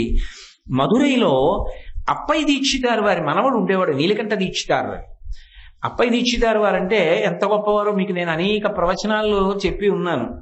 ఆ అప్పయ్య దీక్షితారు వారి మనవడు నీలకంఠ దీక్షితారు. ఆ నీలకంఠ దీక్షితార్ తిరుమల నాయకుడి దగ్గర ప్రధానమంత్రి. తిరుమల నాయకుడు మధురై క్షేత్రానికి ఎంతో చేసినవాడు. తన పేరు మీద ఒక పెద్ద మంటపాన్ని నిర్మాణం చేశాడు. ఆయనకి 7 భార్యలు. కృష్ణదేవరాయల వారు తిరుమలదేవి చిన్నాదేవితో కలిసి తాను జీవించి ఉండగానే విగ్రహాలు వెంకటేశ్వర స్వామి దేవాలయంలో తిరుమలలో ఎలా పెట్టుకున్నారో అలా తిరుమల నాయకుడు తాను జీవించి ఉండగానే అమ్మవారి దేవాలయంలో ఒక పెద్ద మంటపాన్ని నిర్మాణం చేయించుకుని 7 భార్యలతో తన విగ్రహాన్ని చెక్కమని అడిగాడు శిల్పి. ఆ శిల్పి సుమంత్రాచార్యుల వారిని చెప్పి చాలా ప్రఖ్యాతి గడించిన వాడు, శిల్పశాస్త్రంలో నిష్ణాతుడు. రాజు అడిగినటువంటి కోరిక కాబట్టి ఎంతో అందంగా చెక్కాలని తిరుమల నాయకుడిని 7 రాణుల్ని చెక్కుతున్నాడు. ఈ అప్పయ్య దీక్షితారు వారి మనవడు నీలకంఠ దీక్షితార్ రాజుగారి దగ్గర ప్రధానమంత్రి. ఆయన మీనాక్షి అమ్మవారికి పరమభక్తుడు. ఈయన చెక్కుతున్నప్పుడు ఒక విశేషం జరిగింది. 6 భార్యల యొక్క విగ్రహాలు చాలా అందంగా వచ్చాయి. పెద్ద భార్య యొక్క విగ్రహాన్ని చెక్కుతున్నప్పుడు ఆమె మోకాలికి కొద్దిగా పైభాగంలో చిన్న తేడా వచ్చింది. దాన్ని సరిచెయ్యాలని ఆయన ఎంతో ప్రయత్నించాడు.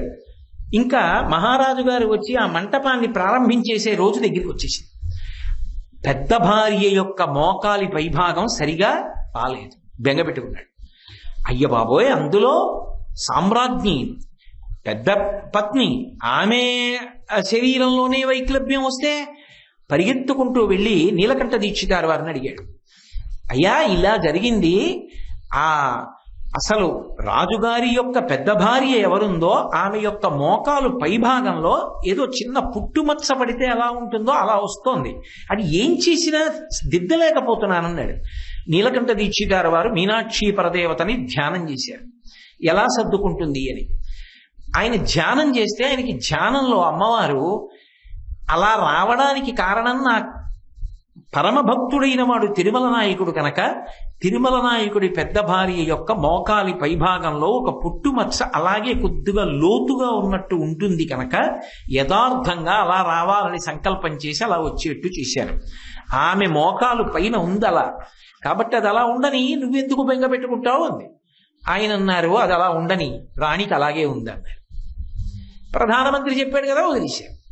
తిరుమల నాయకుడు వచ్చాడు ప్రారంభానికి. వచ్చి తన మూర్తిని చూసుకుని పెద్ద భార్య మూర్తి మిగిలిన 6 భార్యల మూర్తుల్ని పట్టి పట్టి చూశాడు. పెద్ద భార్య మోకాలు పైన ఓ పుట్టుమచ్చలా కొంచెం తేడాగా కనపడింది. రాజుకి కోపం వచ్చింది. ఇది ఎలా తెలిసింది శిల్పికి? సుమంత్రాచార్యుల వారిని పిలిపించమన్నాడు. రాజుల హృదయాలు అదోలా ఉంటాయి. వచ్చాడు. నా పెద్ద భార్య యొక్క మోకాలు పైభాగంలో ఇలా ఉందని నీకు ఎలా తెలుసని అడిగాడు. ఆయన హడిలిపోయాడు. పెద్ద ప్రశ్నే వేశాడు. ఇంక నేను దాని గురించి పెద్ద వివరణ ఎందుకంటే ఇంక దానికి వివరణ అక్కర్లేదు. అయ్యి బాబోయ్, చాలా పెద్ద ప్రశ్న. ఆయనకి చెమట పట్టి ఏం చెప్పాలో అర్థం కాక ఏ చిన్న తేడా వినపడినా తల తీసేస్తాడు. నాకు తెలియదండి, ప్రధానమంత్రి గారు అలా ఉంటుందన్నారు, అందుకే అలా చెక్కానన్నాడు. వెంటనే రాజు ప్రధానమంత్రిని తీసుకురండి అన్నాడు. ఎందుకు తీసుకురమ్మన్నాడు మీకు అర్థమైపోలా? అలా చూశాడు ప్రధానమంత్రి. అలా ఏ కళ్ళతో చూశాడో ఆ కళ్ళు పొడి చేయడానికి పిలిచాడు నీలకంఠ దీక్షితాలు వాడు. ఆయన ఏ పాపం ఎరగడు. వెళ్ళేటప్పటికి నీలకంఠ దీక్షితుల వారు మీనాక్షి అమ్మవారిని పూజ చేస్తున్నారు. అకారణంగా అది ప్రధానమంత్రి పూజ చేసే సమయం అని తెలుసు. రాజభటులు వచ్చారు అని పూజా మందిరంలో కబురు వచ్చింది, తొందరగా తీసుకురమ్మంటున్నారట మిమ్మల్ని. వెంటనే ఆయన ఈ సమయంలో ఎందుకు వచ్చారని ధ్యానమగ్నుడయ్యారు.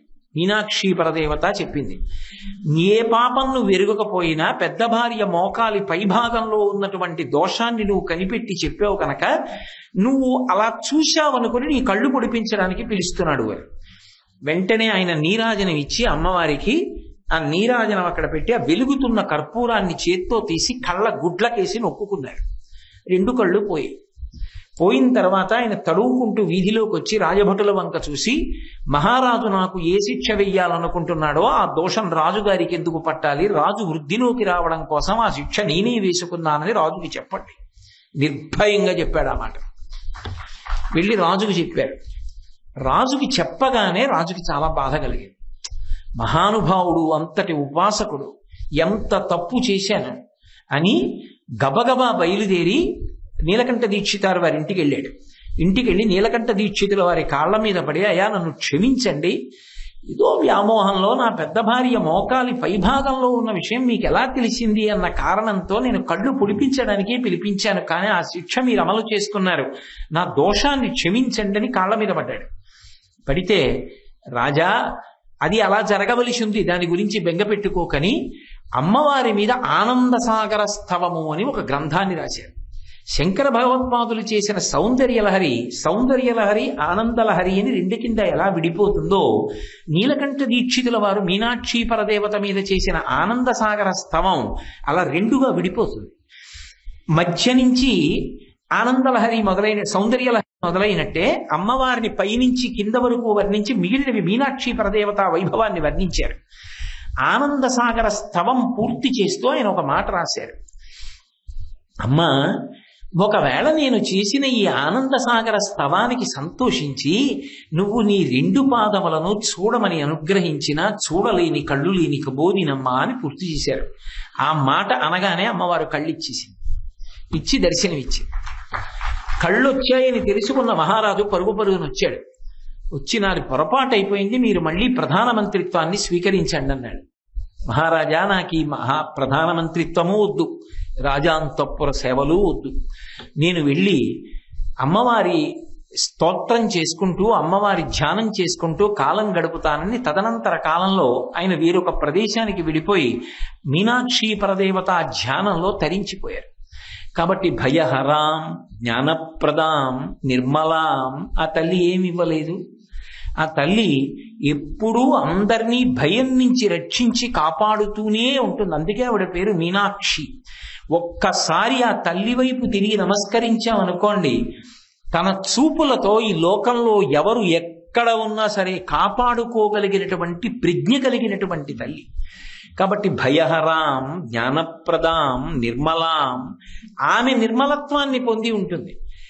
ఆమె నిర్మలత్వాన్ని పొంది ఉండడం ఒకెత్తు, ఆ తల్లి పాండిత్యం ఇచ్చినా ఏదైనా విభూతి ఇచ్చినా ఆ నిర్మలత్వాన్ని కూడా అవతల వారికి కూడా ఇవ్వడానికి ప్రయత్నిస్తుంది. తద్భిన్నంగా ప్రవర్తించాడనుకోండి, ఆ అహంకారం పోయేటట్టు చేసి కాపాడుతుంది. నేను ఇది చెప్తున్నప్పుడు నాకు ఒక విషయం జ్ఞాపకానికి వస్తుంది.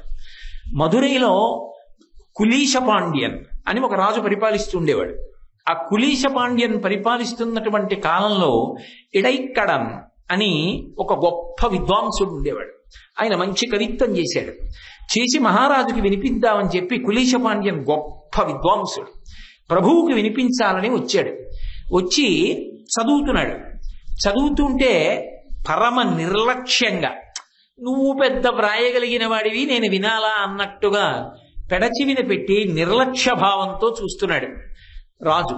ఆయన మనసుకి చాలా బాధ కలిగింది. అది భగవత్ సంబంధమైన స్తోత్రం. ఆయన పుస్తకం మూసి వెళ్ళిపోతున్నాడు. వెళ్ళిపోతుంటే అయ్యో వెళ్ళిపోతున్నావేమయ్యా అని కూడా అడగలేదు కులేశ పాండ్యన్, అవమానించాలని వదిలేశాడు. ఆయన తిన్నగా మీనాక్షి దేవాలయానికి వెళ్ళాడు. అమ్మవారికి అయ్యవారికి నమస్కారం చేసి ఏడ్చాడు. మీరిచ్చిన అనుగ్రహంతో మీ మీద స్తోత్రం కవనం చేశాను, రాజుకి వినిపిద్దామని వెళ్ళా, నేనేం కోరుకోలా బహుమానాలు. అంతటి విద్వాంసుడు అసూయతో అమర్షభావంతో వినకపోగా సులకన భావంతో చూసి అసలు వినకుండా ఎవరితోనో మాట్లాడుతున్నాడు. నేను లేచి వచ్చేస్తుంటే వెళ్ళిపోతున్నామేమని కూడా అడగలేదు. ఇటువంటి రాజ్యంలో ఉండలేను, నన్ను మన్నించండి, నేను వేరొక రాజ్యానికి వెళ్ళిపోతున్నాను, కాబట్టి బయలుదేరుతున్నాను, ఇక పైన నాకు మీ సేవ లభించదు, నన్ను మన్నించండి అని చెప్పి లేచాడు. వెంటనే శివలింగంలోంచి శివుడు మాట్లాడాడు. నీ వంటి భక్తులకు ఆశ్రయం లేని చోట నేనెందుకు, నేను వస్తున్నాను పదన్నాడు. మీరు వెళ్ళిన తర్వాత నేనెందుకు ఇక్కడ, మీ వెనక నేనుంటాను పదండని మీనాక్షి పరదేవత బయలుదేరి. ముందు విద్వాంసుడు నడుస్తున్నాడు, వెనక సుందరేశ్వరుడు నడుస్తున్నాడు, వెనక మీనాక్షి నడుస్తోంది. తిన్నగా వైఘై దాటారు. వైఘైకి అవతల వైపు నిర్జనంగా ఉన్న చోట ఒక దేవాలయం ఉంది. ఆ దేవాలయంలో రాత్రి పడుకున్నారు ముగ్గురు. ఆయన పడుకున్నాడు. ఆయన పడుకున్న తర్వాత శివుడు పడుకున్నాడు. శివుడు పడుకున్న తర్వాత కాసేపు కాళ్ళు బట్టి అమ్మవారు పడుకుంది. ముగ్గురు గుళ్ళో పడుకున్నారు. అది ఆయన యొక్క భక్తి. అది పాండిత్యం కాదు. పాండిత్యానికి భక్తి తోడు కానప్పుడు దానికి అర్థం ఉండదు, ఆ వినయం లేనప్పుడు. మరునాడు ఆ మీనాక్షి దేవాలయం సుందరేశ్వర దేవాలయం తెరిచి సుప్రభాతం పాడడం కోసం చూశారు. చూసేసరికి దేవాలయంలో తేజస్సు లేదు, మూర్తులు లేవు. హడిలిపోయి వెళ్ళి రాజుకు చెప్పారు. రాజు ఎంతైనా తెలివైన వాడు, విద్వాంసుడు కనుక ఆలోచించాడు, నేను ఏదో తప్పు చేశాను, ఏం చేశానని గుర్తొచ్చింది. ఎడైక్కడన్ ఇంట్లో ఉన్నాడా చూడండి అన్నారు. లేడు అన్నారు. అది సంగతి. ఎడైక్కడన్ వెళ్ళిపోయాడు, ఆయనతో వెళ్ళిపోయారు మీనాక్షి సుందరేశ్వరుడు అని పరుగు పరుగున ఎడైక్కడన్ నెటిళ్ళాడో అటువైపుకు పరిగెత్తుకుంటూ వెళ్ళాడు పరివారంతో. వైఘై అవతల ఒక నిర్జనమైనటువంటి ప్రదేశంలో ముగ్గురు ఉన్నారు. ఇక లేచి మళ్ళీ బయలుదేరడానికి సిద్ధపడుతున్నారు. ముందు వెళ్ళి ఎడైక్కడన్ కాళ్ళ మీద పడ్డాడు. పడి ఆయనకి అనేక బహుమానాలు ఇచ్చి క్షమాపణ చెప్పి, అయ్యా నన్ను మన్నించండి, ఇక పైన ఎప్పుడు నేను ఇటువంటి దోషం చేయను, మీ వంటి విద్వాంసులు విడిపోతే రాజ్యానికి గొప్పతనమే ఉంది, నాకు పాండిత్యం ఉంది, కానీ ఏం ఉపయోగం, అహంకారానికి పనికొచ్చింది, అసూయకి పనికొచ్చింది, ఇవి కాదు ఉండవలసిన విధానం. ఇక పైన నేను నిర్మలమైనటువంటి జీవితాన్ని గడుపుతాను, అమర్షాన్ని విడిచిపెట్టి ప్రేమ భావనతో బ్రతుకుతాను రెండని అడిగాడు. ఆ ఎడైక్కడన్ శివుడి వంక చూశాడు. శివుడు అన్నాడు, నువ్వు వెడితే నేను వస్తానన్నాడు. శివుడి కాళ్ళ మీద పడ్డాడు. మీనాక్షి వంక చూశాడు, మీరెళ్తే నేను వస్తానండి. ఆవిడ కాళ్ళ మీద పడ్డాడు. ఎడైక్కడన్ కదిలాడు, సుందరేశ్వరుడు కదిలాడు, మీనాక్షి కదిలింది. ముగ్గురు మళ్ళీ వచ్చారు. వాళ్ళిద్దరూ దేవాలయంలోకి వెళ్ళి కూర్చున్నారు. ఈయన ఇంటికి వెళ్ళాడు. కులేశ పాండ్యన్ సంతోషించాడు. కాబట్టి ఆమె నిర్మలంగా ఉంటుంది, మనని నిర్మలత్వాన్ని ఇస్తుంది అని చెప్పడం ప్రధానం.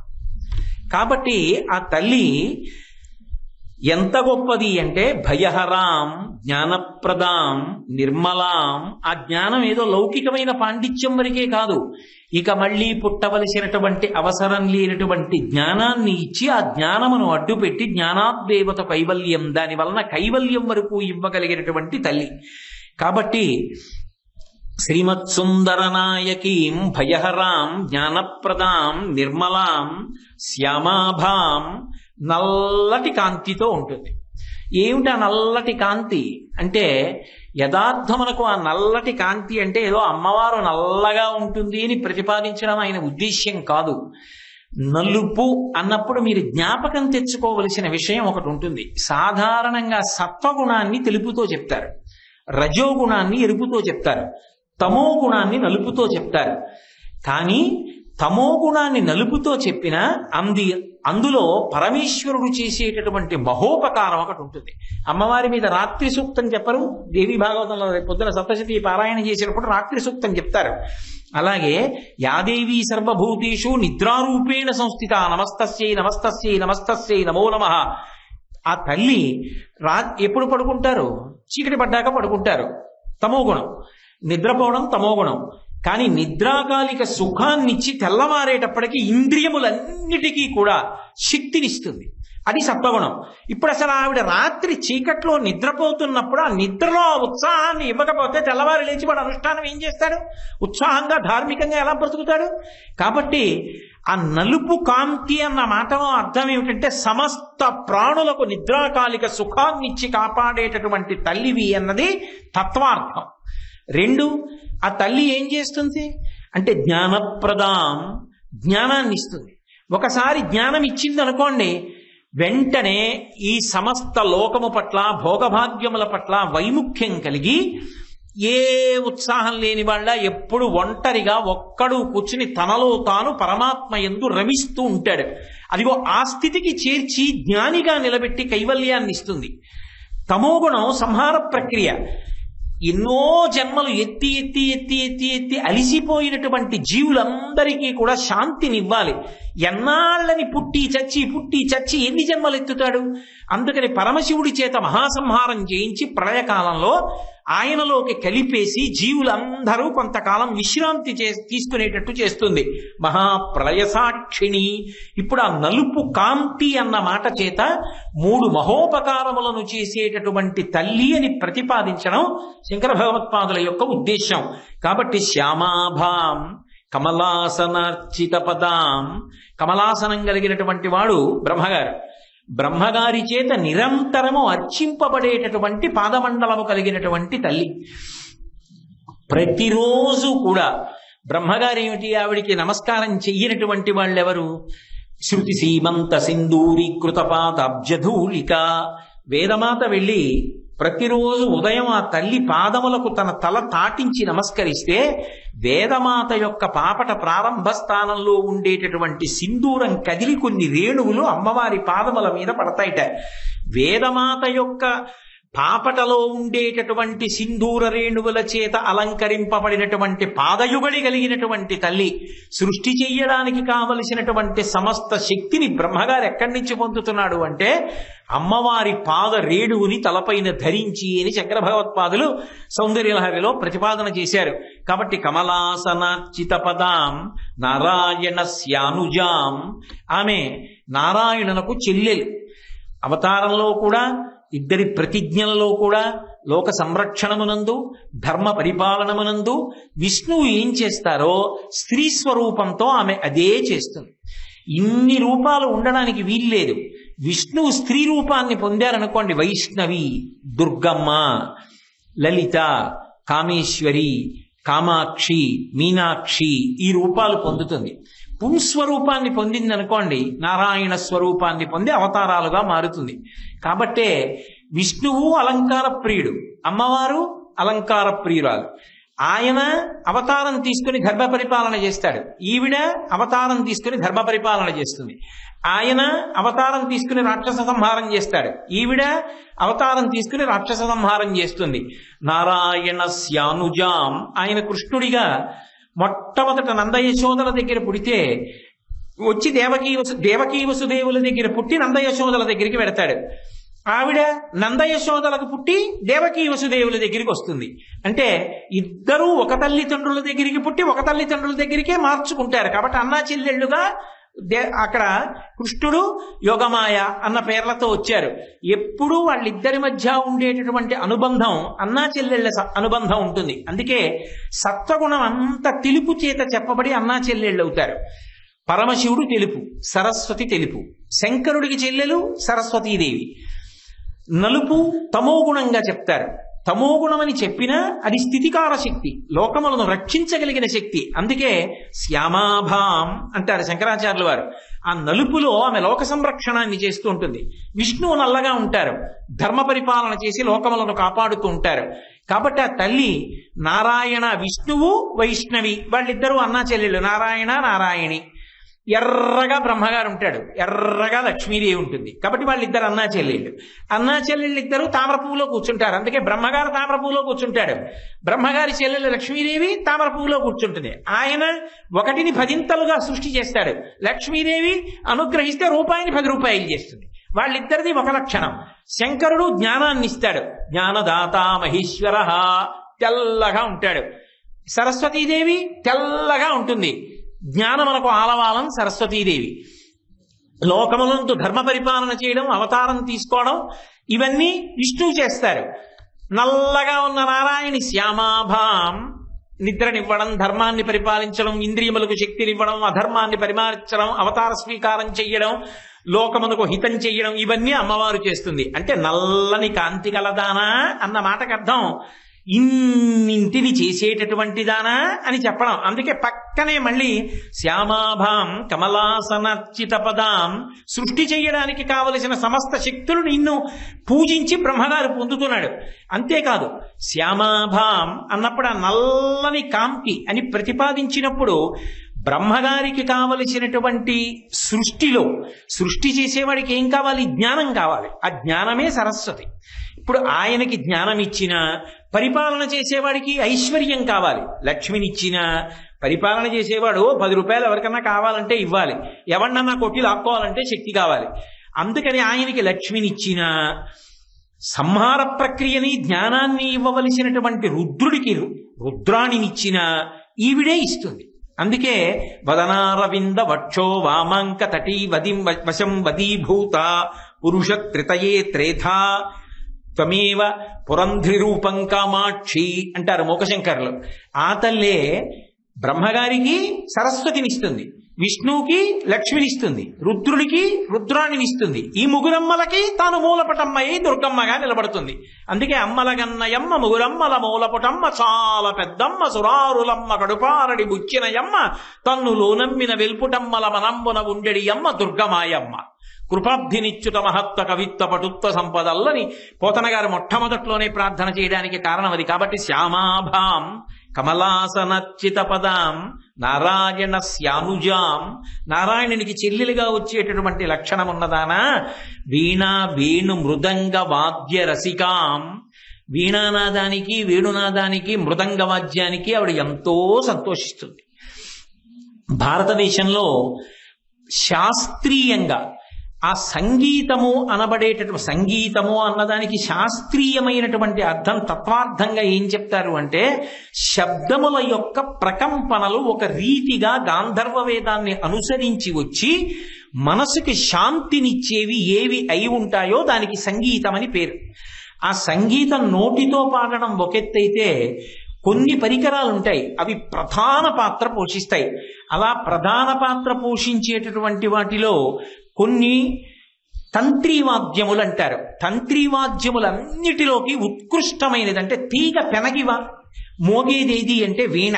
అందుకే మీరు చూడండి, సనాతన ధర్మంలో దేవతలందరి దగ్గర కూడా ఉత్కృష్టమైన రూపాలన్నీ వీణ పట్టుకుంటాయి. మీరు అమ్మవారిని చూడండి, అమ్మవారు మాణిక్య వీణ పట్టుకుంటుంది. దుర్గాస్వరూపంగా ఉంటే లలితాస్వరూపంగా రాజశ్యామల అంటారు. శ్యామాభాం అన్నారు కదా, అందుకని కిందకు వచ్చేటప్పటికి వెంటనే వీణా వేణు మృదంగ వాద్య రసికాం అంటారు. శ్యామల నల్లగా ఉంటుంది. ఆ శ్యామాభాం రాజశ్యామల మంత్రినీ స్వరూపం, బుద్ధినిస్తుంది. ఆవిడ చేతిలో వీణ పట్టు కూర్చుంటారు. మీరు ఇప్పటికీ కంచి కామాక్షి అమ్మవారి దేవాలయానికి వెడితే రాజశ్యామల అక్కడే ఉండేది ఒకప్పుడు బంగారు కామాక్షి.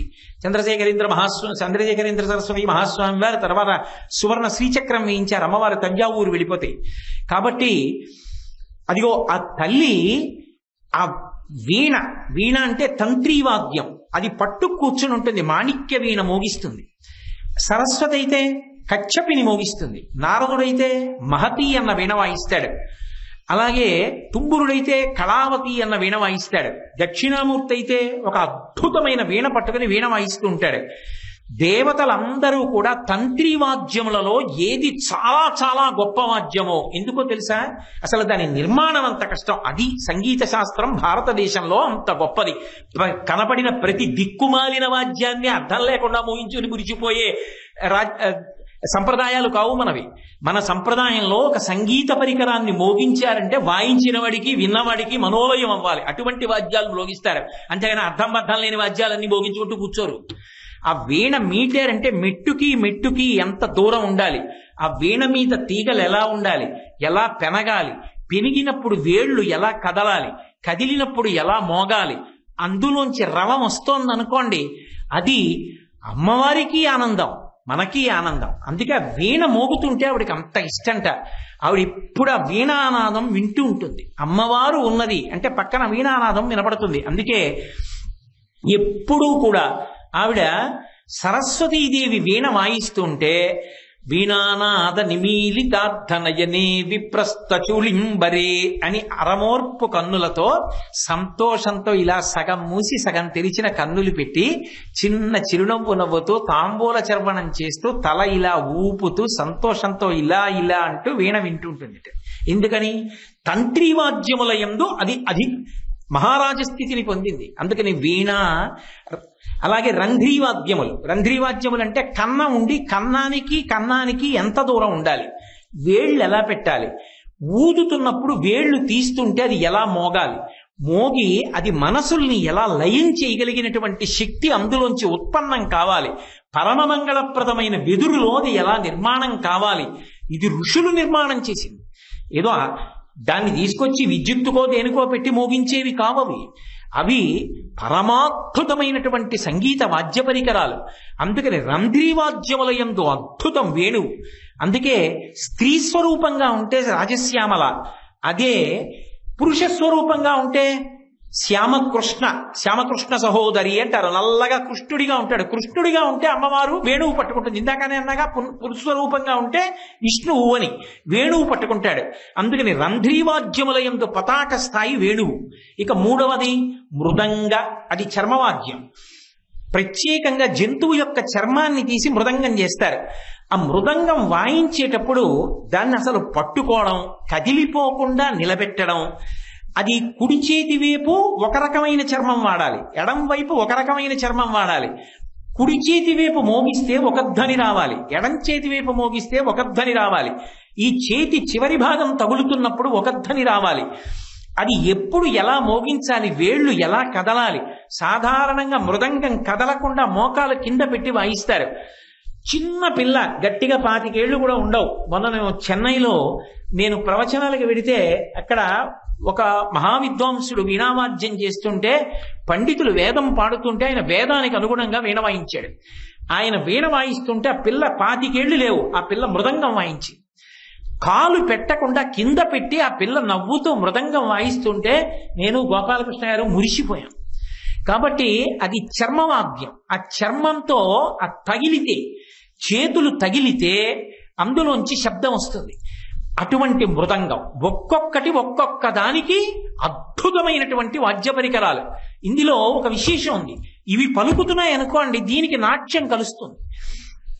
శంకరుడు నటరాజుగా ఉన్నాడు అనుకోండి, నటరాజుగా ఉంటే నందీశ్వరుణ్ణి మృదంగం వాయించద్దంటారు. ఎందుకో తెలుసా? నందీశ్వరుడికి ఓ లక్షణం ఉంది. తన ప్రభువు ఏదైనా చేస్తున్నాడు అనుకోండి, అద్భుతమైన స్థాయికి వెళ్ళిపోతే తను చేస్తున్న పని మరిచిపోయి ఆనంద భాష్పాలు రాలుస్తూ అలా ఉంటాడు. అందుకని నందీశ్వరుడు రోజు మృదంగం పట్టుకుని ఎడతాడు నటరాజ సభకి. కానీ విష్ణు అంటారట, నువ్వొద్దు, నువ్వు మీ స్వామి తాండవం మొదలు పెట్టగానే ఒక స్థాయికి వెళ్ళేటప్పటికీ ఆనంద భాష్పాలతో చేతులు అలా వదిలేసి చూస్తావు, అందుకని నాకు ఇచ్చి అని మృదంగ వాద్యవహత అని శంకరాచార్యులు వారి శివానంద లహరిలో ప్రతిపాదించారు. విష్ణువు మృదంగాన్ని వాయిస్తాడు. ఆ సంగీతం వినపడితే ఎలా ఉండాలంటేట, పశుర్వేత్తి శిశుర్వేత్తి వ్యక్తిగాన రసంఫణి. పరమ క్రౌర్యానికి పెట్టింది పేరు పెద్ద పులి. పగకి చంచలంగా కదిలిపోవడానికి, గుర్తు పెట్టుకుని వెంట వెళ్లి కాటు వేయడానికి అశాంతికి పాము పెట్టింది పేరు.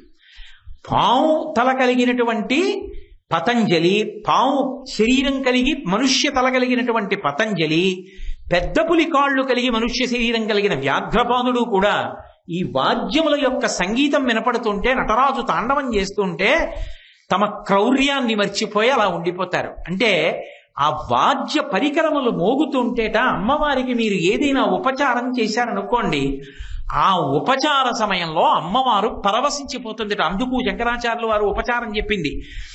సువాసిని చేతిలో ప్రమిద పట్టుకుని దీపం వెలిగించి అందులో చిల్లులేని ముత్యం పెట్టి అమ్మవారి ముందు వీణ, వేణువు, మృదంగం మోగుతుండగా ప్రదక్షిణం చేసి ఈ దీపాన్ని ఇస్తాను అమ్మవారికి హారతి ఇవ్వడానికి అని చెప్పి అడుగు తీసి అడుగు వేస్తుంటే అలా ఏ సువాసిని నడిచిందో ఆ సువాసినికి ఒక్కొక్క అడుగుకి ఒక్కొక్క అశ్వమేధయాగ ఫలితం ఇస్తుంది అమ్మవారు.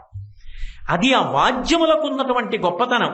అందుకే మధురైలో జరిగేటటువంటి ఉత్సవాల్లో ఒక విశేషం ఉంది.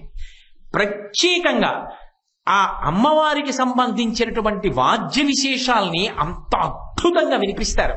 అసలు నాదస్వరం నడుస్తుంది అమ్మవారి కళ్యాణం జరిగే రోజుల్లో, పరవశించిపోతారు. అలా వాయిస్తాయి నాద బృందాలు వచ్చి చొక్కాలు బనీన్లు విప్పేసి వాళ్ళ పతకాలు సింహతలాటాలు వేసుకుని వాళ్ళ మృదంగం వాళ్ళ నాదస్వరం వాయిస్తుంటే ఆ మృదంగం వాయిస్తుంటే చూసి తీరాలి. మధురైలో జరిగేటటువంటి సంగీత సేవ అమ్మవారు అలా అందుకుంటుంది. ఎందుకంటే ఆవిడ సంగీత స్వరూపిణి. కాళిదాస మహాకవి మీనాక్షి పరదేవతనే స్తోత్రం చేశాడు. అందుకే ఆవిడ కనపడగానే ఆవిడ గురించి చెప్తూ ఒక మాట అంటాడు, అమ్మా నువ్వు మాతా మరకతశ్యామ మాతంగి మదచాలిని కుర్యాత్కటాక్షం కళ్యాణి కదంబవనవాసిని అంటాడు.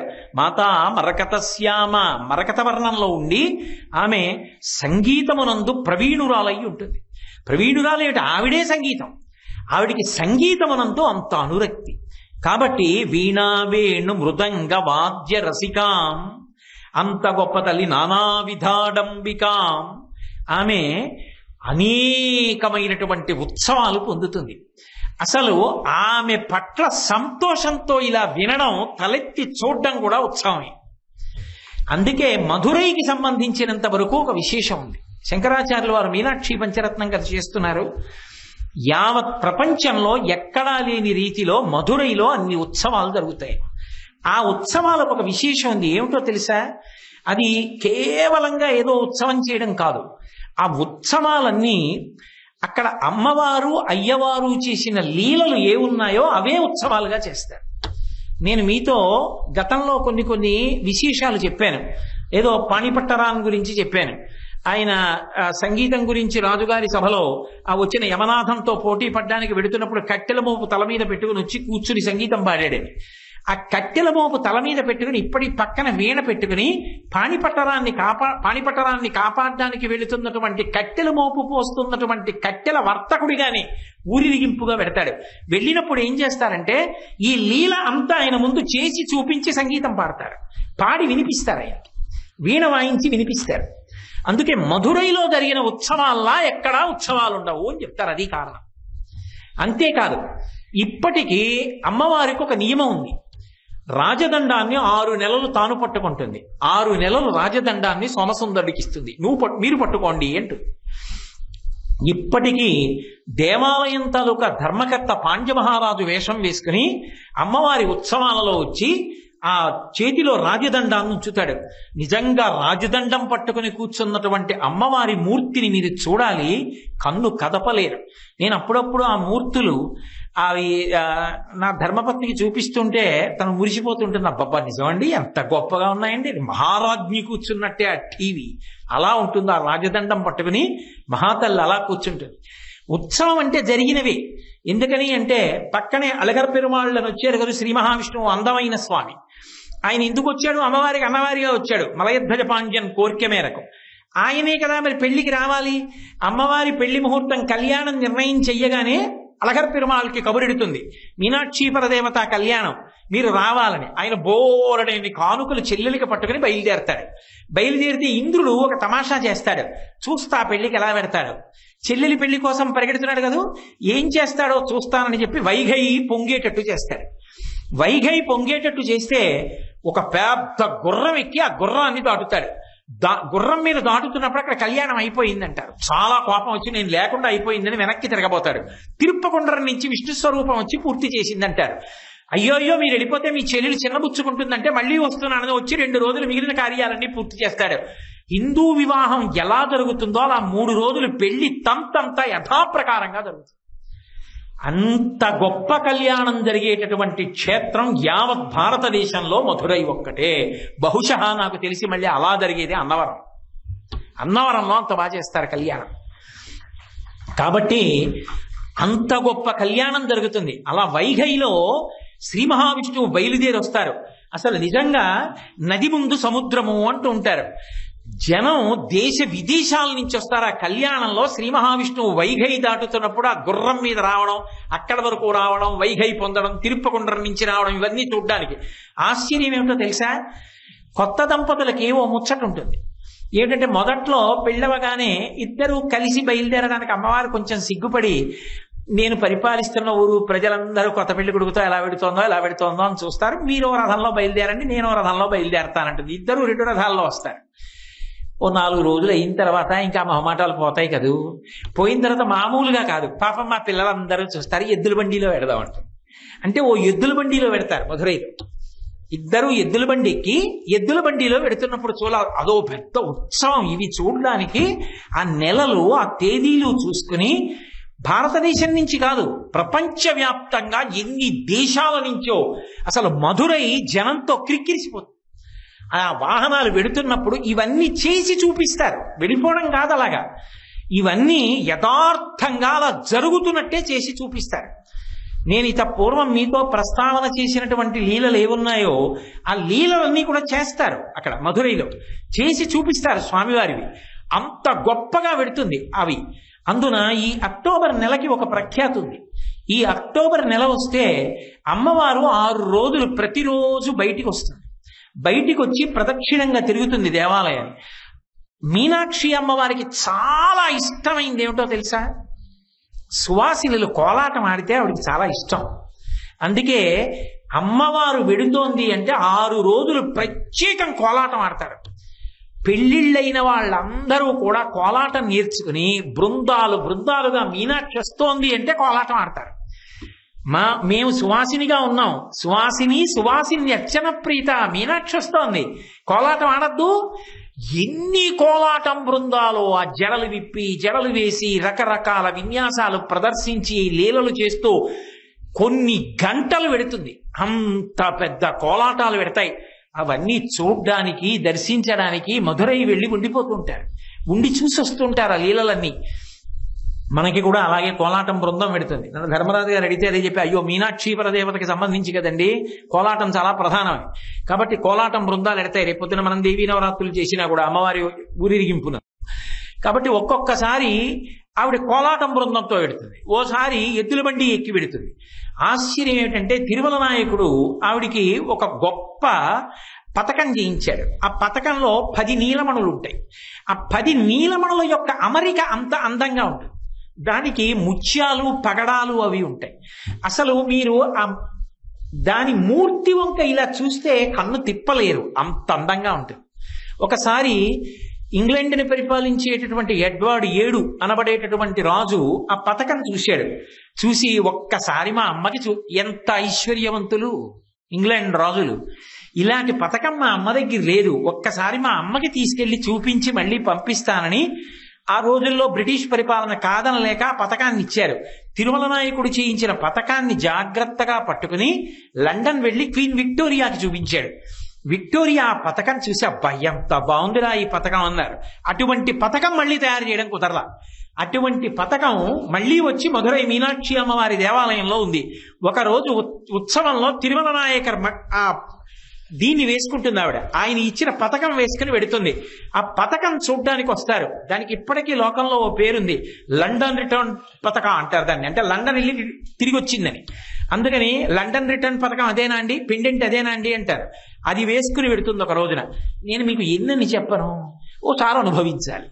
అసలు ఆ మధురైలో అమ్మవారికి జరిగేటటువంటి ఉత్సవాలు అంత ఆశ్చర్యకరంగా ఉంటాయి, అంత అద్భుతంగా ఉంటాయి. ఇవన్నీ ఒక ఎత్తు. ఒక ఉత్సవం ఉంటుంది. ఆ ఉత్సవంలో ఏం చేస్తారంటే మీనాక్షి సుందరేశ్వరులు ఇద్దరూ కలిసి ఓసారి సుబ్రహ్మణ్యుణ్ణి చూసొద్దాం, పిల్లాడు కదా, ఎన్నాళ్ళు అయిందో పెళ్లి చేసి పంపించాం, కొడుకు దేవసేన కోడలు ఆ తిరుప్పకుండ్రంలో ఉన్నారని ఇద్దరు మధురై నుంచి తిరుప్పకుండ్రం బయలుదేరుతారు. వాహనాల మీద వాళ్ళిద్దరూ బయలుదేరితే కవులు, పండితులు, విద్వాంసులు, నాట్యకారులు, కోలాట బృందాలు వీళ్ళందరూ బయలుదేరుతారు. అమ్మా నాన్నగారు వస్తున్నారట, రేపు అమ్మ వస్తోంది, రేపు నాన్నగారు వస్తున్నారని చెప్పి 10 రోజుల ముందు నుంచే సుబ్రహ్మణ్యుడు, దేవసేన, అక్కడ మరి కళ్యాణానికి వచ్చే విష్ణు ఉన్నారుగా, దుర్గమ్మ ఉంటుంది అక్కడ. పైగా దుర్గమ్మ, ఆ పక్కనే పరమశివుడు, వినాయకుడు, వీళ్ళందరూ ఎదుర్కోలు వస్తారు. అమ్మ రా ఇంటికని చెప్పి ఆ సుబ్రహ్మణ్యుడు వాళ్ళందరూ పల్లకీల్లో ఎదురొస్తారు. వీళ్ళందరూ ఆ ఊరెడతారు.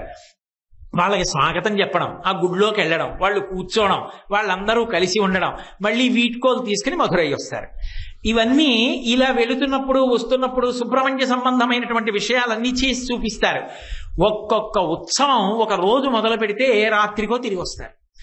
అంత మంది కలిసి వెడుతూ ఉంటారు, చూస్తూ ఉంటారు, వస్తూ ఉంటారు, చేరుకుంటూ ఉంటారు.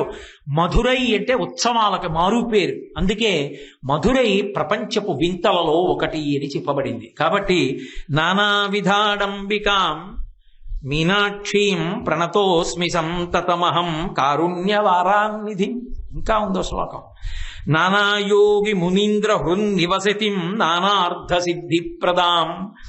నానాయోగి మునీంద్ర హృన్నివసతిం, ఆ తల్లి యా యోగి బృంద హృదయంబుజరాజహంసి మందస్మితస్తుతముఖీ మధుకైట భగ్ని విఘ్నాంధకార పటభేద పటీయ సైసామూర్తి కరోతు కుతికం భ్రమరాంబికాయాః కస్తూరీ తిలకంచితేందు విలసత్రోద్భాసి పాలస్థలీం కర్పూరద్రవమిశ్రచూర్ణ కపురామోదోల్లసద్వీటికాం లోలాపంగ తరంగ తైరితి కృపాసారైర్నతానందినీం శ్రీశైలస్థలవాసినీం భగవతీం శ్రీమాతరం భావయే.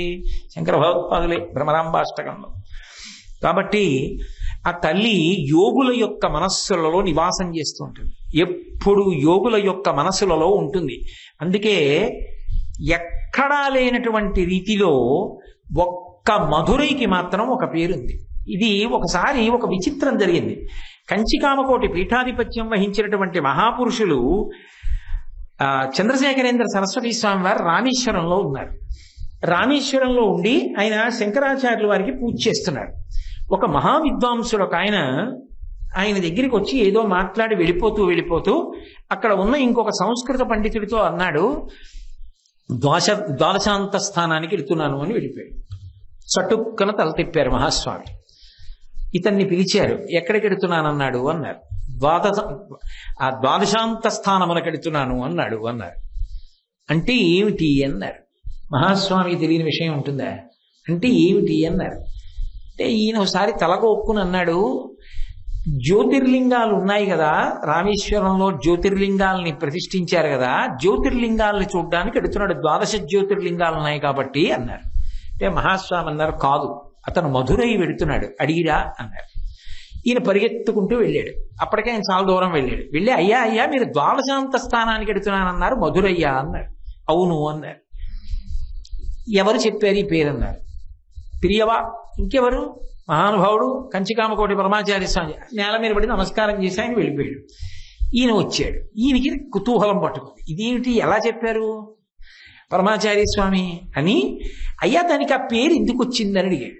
అడిగితే అప్పుడు పరమాచార్య స్వామి వారు చెప్పారు, ఈ భారతదేశం అంతా కలిపి ఒక మనుష్య స్వరూపాన్ని పొందితే బ్రహ్మరంధ్రస్థానమున్నదే, ఆ బ్రహ్మరంధ్రస్థానమే మధురై. ఎప్పుడు పార్వతీ పరమేశ్వరులు సహస్రార పద్మమునందు విహారం చేస్తారు.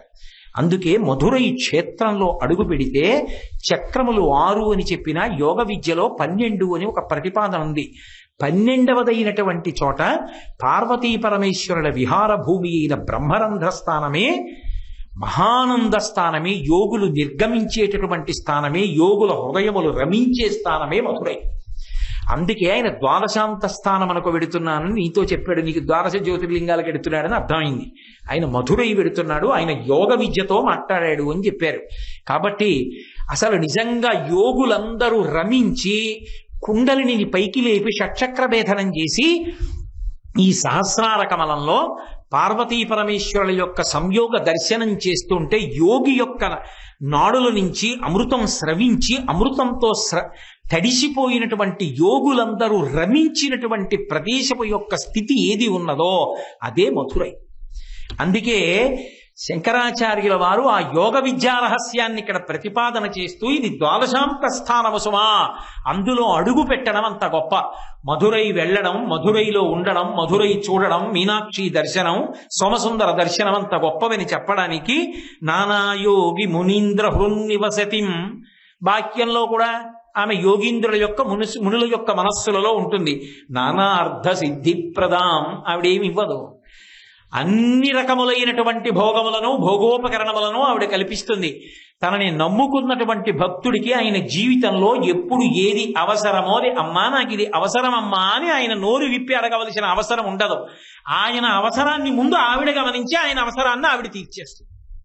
కాబట్టి నానార్థ తత్వప్రదాం నానార్థ సిద్ధిప్రదాం ఆవిడ అర్థము అంటే భోగోపకరణముల యొక్క సంచయము అన్నిటినీ ఇచ్చేటటువంటి తల్లి. కాబట్టి ఒకప్పుడు త్యాగరాజస్వామి వారు కూతురికి పెళ్లి చేద్దామని చెప్పి పెళ్లి సంబంధాలు చూశారండి. త్యాగరాజస్వామి వారి కూతురికి పెళ్లిడు వచ్చింది అనేటప్పటికీ ఆ పెళ్లికి కావలసినవన్నీ ఏర్పాటు చేసి పెళ్లి అయిపోయేటట్టు రాముడు చూశాడు. రాముడు ఒకడు, లలిత ఒకటినా, రాజశ్యామలు ఒకటి, కృష్ణుడు ఒకటినా, రెండూ ఒకటే. ఇందాకడి నుంచి శ్యామాభాం అన్న మాటకి వ్యాఖ్యానంలో చెప్తున్నాను కదా. కాబట్టి ఆ తల్లి నానార్థ సిద్ధిప్రదాం నానా పుష్ప విరాజితాంఘ్రి యుగళాం సువాసనలతో ఉండేటటువంటి అనేకానేక పుష్పములతో పూజ చేస్తే ఆవిడ ఎంత ఆనందిస్తుందో. శంకరాచార్యుల వారు ప్రత్యేకించి కొన్ని పువ్వుల పేర్లు చెప్పారు. ఆ పువ్వులతో పూజ చేసినప్పుడు ఆవిడ ఆనందపడిపోతుంది. ఆవిడికి అత్యంత ప్రీతిపాత్రమైనటువంటి పుష్పాలలో ఒక పువ్వు బొగడ పువ్వు. అందుకే ఆవిడికి అభిషేకం చేసేటప్పుడు కూడా బొగడ పూలు తీసుకొచ్చి కలిపి ఆ శరీరానికి అలదుతారు. అలిదితే ఆవిడ ఎంత ఆనందపడుతుందో.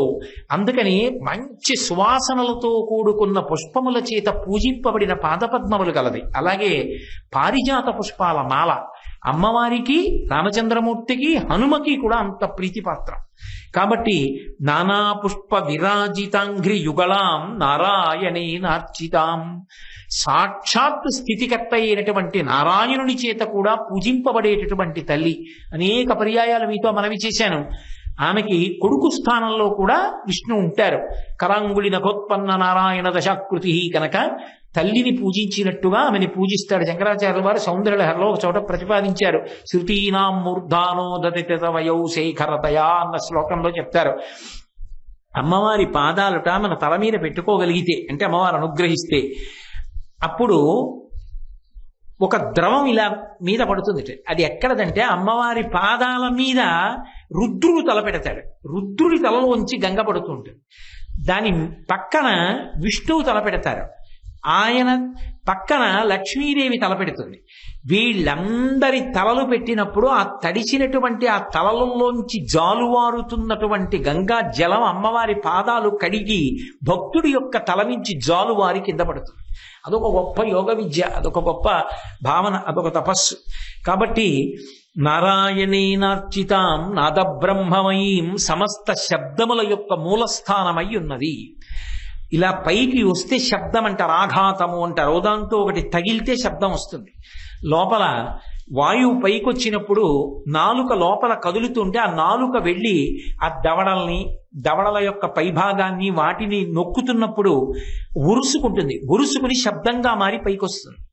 అలా శబ్దంగా పైకొస్తే ఆఘాతం, ఒకదాంతో ఒకటి తగిలింది అంటారు. తగిలితే శబ్దం అవుతుంది. తగలకుండా ఉందనుకోండి, లోపల అన్ని శబ్దముల యొక్క మూలస్థానము అంటే శృతి స్వరము ఏకమైపోయి విద్వాంసుడు పాట పాడుతూ ఎక్కడ రమించిపోయి తరించిపోతాడో దానికి నాదమని పేరు. అది ఉపాసన చేస్తాడు యోగి. అందుకే ముత్తుస్వామి దీక్షితారు వారు చిట్ట చివర ఉపాసనలో తరించిపోయింది ఎక్కడంటే మధురైలో తరించిపోయారు. మధురైలో ఆయన ఆకరణ చేసినటువంటి కీర్తన మీనాక్షి అమ్మవారి మీదే చేశారు. మీనలోచని అని పిలిచారు. మీనలోచని పశుపాశ మోచని మీనాక్షి అని కీర్తన చేస్తుండగా శిష్యులందరూ చూస్తుండగా ఆయన చేతిలో వీణ దారిపోయింది. ఆయనలోంచి జ్యోతి లేచి ఆయన పూజ చేస్తున్నటువంటి మీనాక్షి పరదేవత పాదముల యందు ఐక్యమైపోయింది. కాబట్టి ఆ తల్లి ఎంత గొప్పది అంటే నాదబ్రహ్మమయీం. యోగులు, సంగీత విద్వాంసులు ఏ నాదాన్ని ఉపాసన చేస్తారో అంటే శబ్దములు ఉత్పన్నమయ్యే స్థానమునకు వెనక్కి వెడతాడు నిశ్శబ్దంలోకి యోగి. కేవలం పాట పాడుతూ శబ్దాన్ని సృష్టించడం కాదు, శబ్దములు ఉత్పన్నమైన స్థానంలోకి వెనక్కి వెళ్ళి ఆగుతాడు ఆ నిశ్శబ్దంలో ఒకసారి. అలా ఆగిన చోటుని నాద దర్శనం చేసి లయమయ్యాడు అంటారు. అలా లయమయ్యేటట్టు చేసినప్పుడు ఆ స్థానం అమ్మవారే. కాబట్టి చివర నాదయోగి ఏమైపోతాడంటే అందులోనే కలిసిపోతాడు, అమ్మవారిలో కలిసిపోతాడు. కాబట్టి నాదబ్రహ్మమయీం పరాత్పరతరాం అన్నిటికన్నా శ్రేష్టమైనది అని మీరు ఏది చెప్తారో అంతకన్నా శ్రేష్టమైనది ఆమెయే, అంతకన్నా గొప్పది ఆమెయే. అందుకే మధురై క్షేత్రానికి సంబంధించినంత వరకు ఒక విశేషం చెప్తారు. అది పరమశివుడు ఒకనాడు సిద్ధపురుషుడుగా అక్కడ తిరుగుతున్నప్పుడు ఆయన యొక్క జటల చివరి భాగము నుండి స్రవించినటువంటి అమృత బిందువులు పడ్డాయి కాబట్టి ఆ క్షేత్రం మనకు మధురై అని ఒక పేరు వచ్చింది, ఒక గుర్తు. రెండోది, అది మధురై ఎందుకయిందో తెలుసా?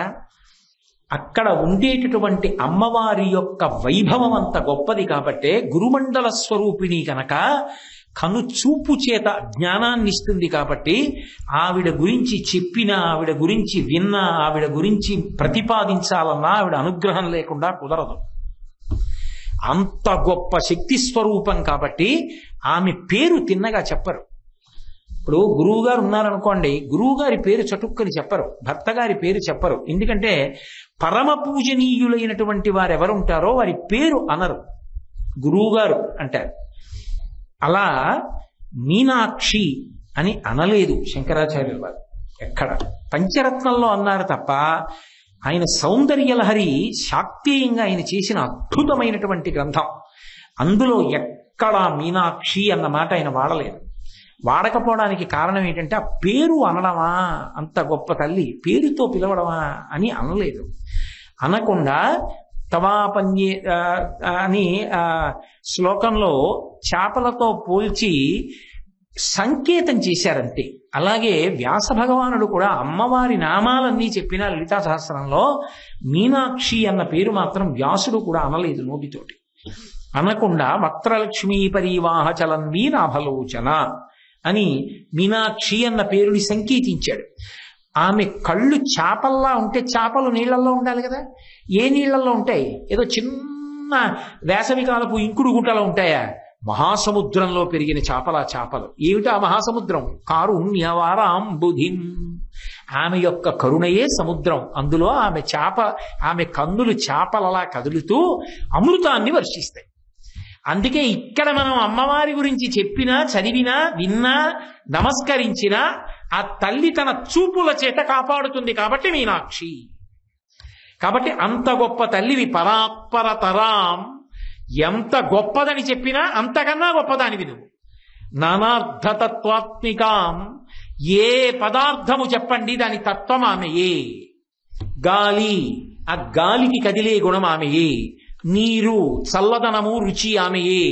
పృథివీ ఎందున్న సువాసన స్వరూపం ఆమెయే. అందుకే 5 పువ్వులు చేత్తో పట్టుకుంటుంది. శబ్దస్పర్శ రసరూప గంధములు 5 పంచతన్మాత్రలు నా చేతిలో ఉంటాయని చెప్పడానికి. ఏ పదార్థం చెప్పండి ఆ పదార్థానికో లక్షణం ఉంటుంది. ఆ లక్షణం ఎవరంటే ఆమెయే. నీరు దాహం తీరుస్తుంది, అన్నము ఆకలి తీరుస్తుంది, అగ్ని మండుతుంది, జలము ప్రవహిస్తుంది, వాయువు అంతటా ఉంటుంది, ఆకాశము సర్వవ్యాపకమై ఉంటుంది. ఒక వస్తువు దాని లక్షణము ఆమె. కాబట్టి నానార్థ తత్వాత్మికాం, ఇన్నిటికీ నువ్వు ఆలంబనమై ఉన్నావు. అటువంటి మీనాక్షిం ప్రణతోస్మి సంతతమహం కారుణ్యవారాన్నిధిం. కరుణకు సముద్రమైనటువంటి ఓ మీనాక్షి తల్లి, నీకు నేను నమస్కరించుతున్నాను. ఇప్పుడు మీకేమర్థమైంది అంటే, మీనాక్షి తత్వము అనబడేటటువంటి మహాసముద్రంలో ఆవిడ కారుణ్యం గురించి, ఆ కారుణ్యమన్న సముద్రంలో దూకి, ఎక్కడైనా సముద్రంలో దూకిన వాడు ప్రాణం పోతుందని ఏడుస్తాడు, కానీ ఆవిడ కారుణ్యంలో మునిగిపోతూ తేలిపోతూ ఆడుకుంటున్న పిల్లవాడైపోయిన వాడికి దాని లోతులు వెతుకుదామని అడిగితే అంత లోతుకి నువ్వు చూడలేవురా. లోతు తెలియదు, కానీ లోతున ఏముంటాయి? అది రత్నములకు ఆలవాలం కాబట్టి సముద్రం. ఇదిగో నేను నీకు రత్నాలు ఇస్తున్నానని ఆమె కారుణ్య సముద్రమునందు ఒలిగిన శంకరాచార్యుల వారికి అమ్మవారు 5 రత్నాలు ఇస్తే తెచ్చి మనకిచ్చేసి ఆయన చేతులు దులిపేసుకున్నారు. అది జగద్గురువుల యొక్క త్యాగం. మీరు కూడా ఆ సముద్రంలో దూకండి, ఈదులాడండి. బయట సముద్రం కాదు, ఉప్పు సముద్రం కాదు, అమ్మవారి యొక్క కారుణ్యమన్న సముద్రాన్ని అనుభవించండి. ఆ సముద్రంలో దూకితే పంచదార బొమ్మ సముద్రంలో కరిగిపోయినట్టు మీరు అందులో లయమైపోతారు. అది ఆవిడ శక్తి. మధుర మధురమైన చూపులతో అందరి మనసులను సంస్కరించి తీయగా మారి అందరూ సంతోషంగా ఉండేటట్టు చెయ్యగలదు. అందరి మనసులలో ఉన్న దుర్గుణములను పోగొట్టి ఎక్కడెక్కడ ఎవరున్నా అక్కడక్కడ మధురగా మార్చగలిగినటువంటి తల్లి కనుక మధుర మీనాక్షి. కాబట్టి అటువంటి తల్లికి మీనాక్షీం ప్రణతోస్మి సంతతమహం కారుణ్యవారాన్నిధిం అని శంకర భగవత్పాదుల ప్రతిపాదన. మంగళాశాసన పరై పదాచార్య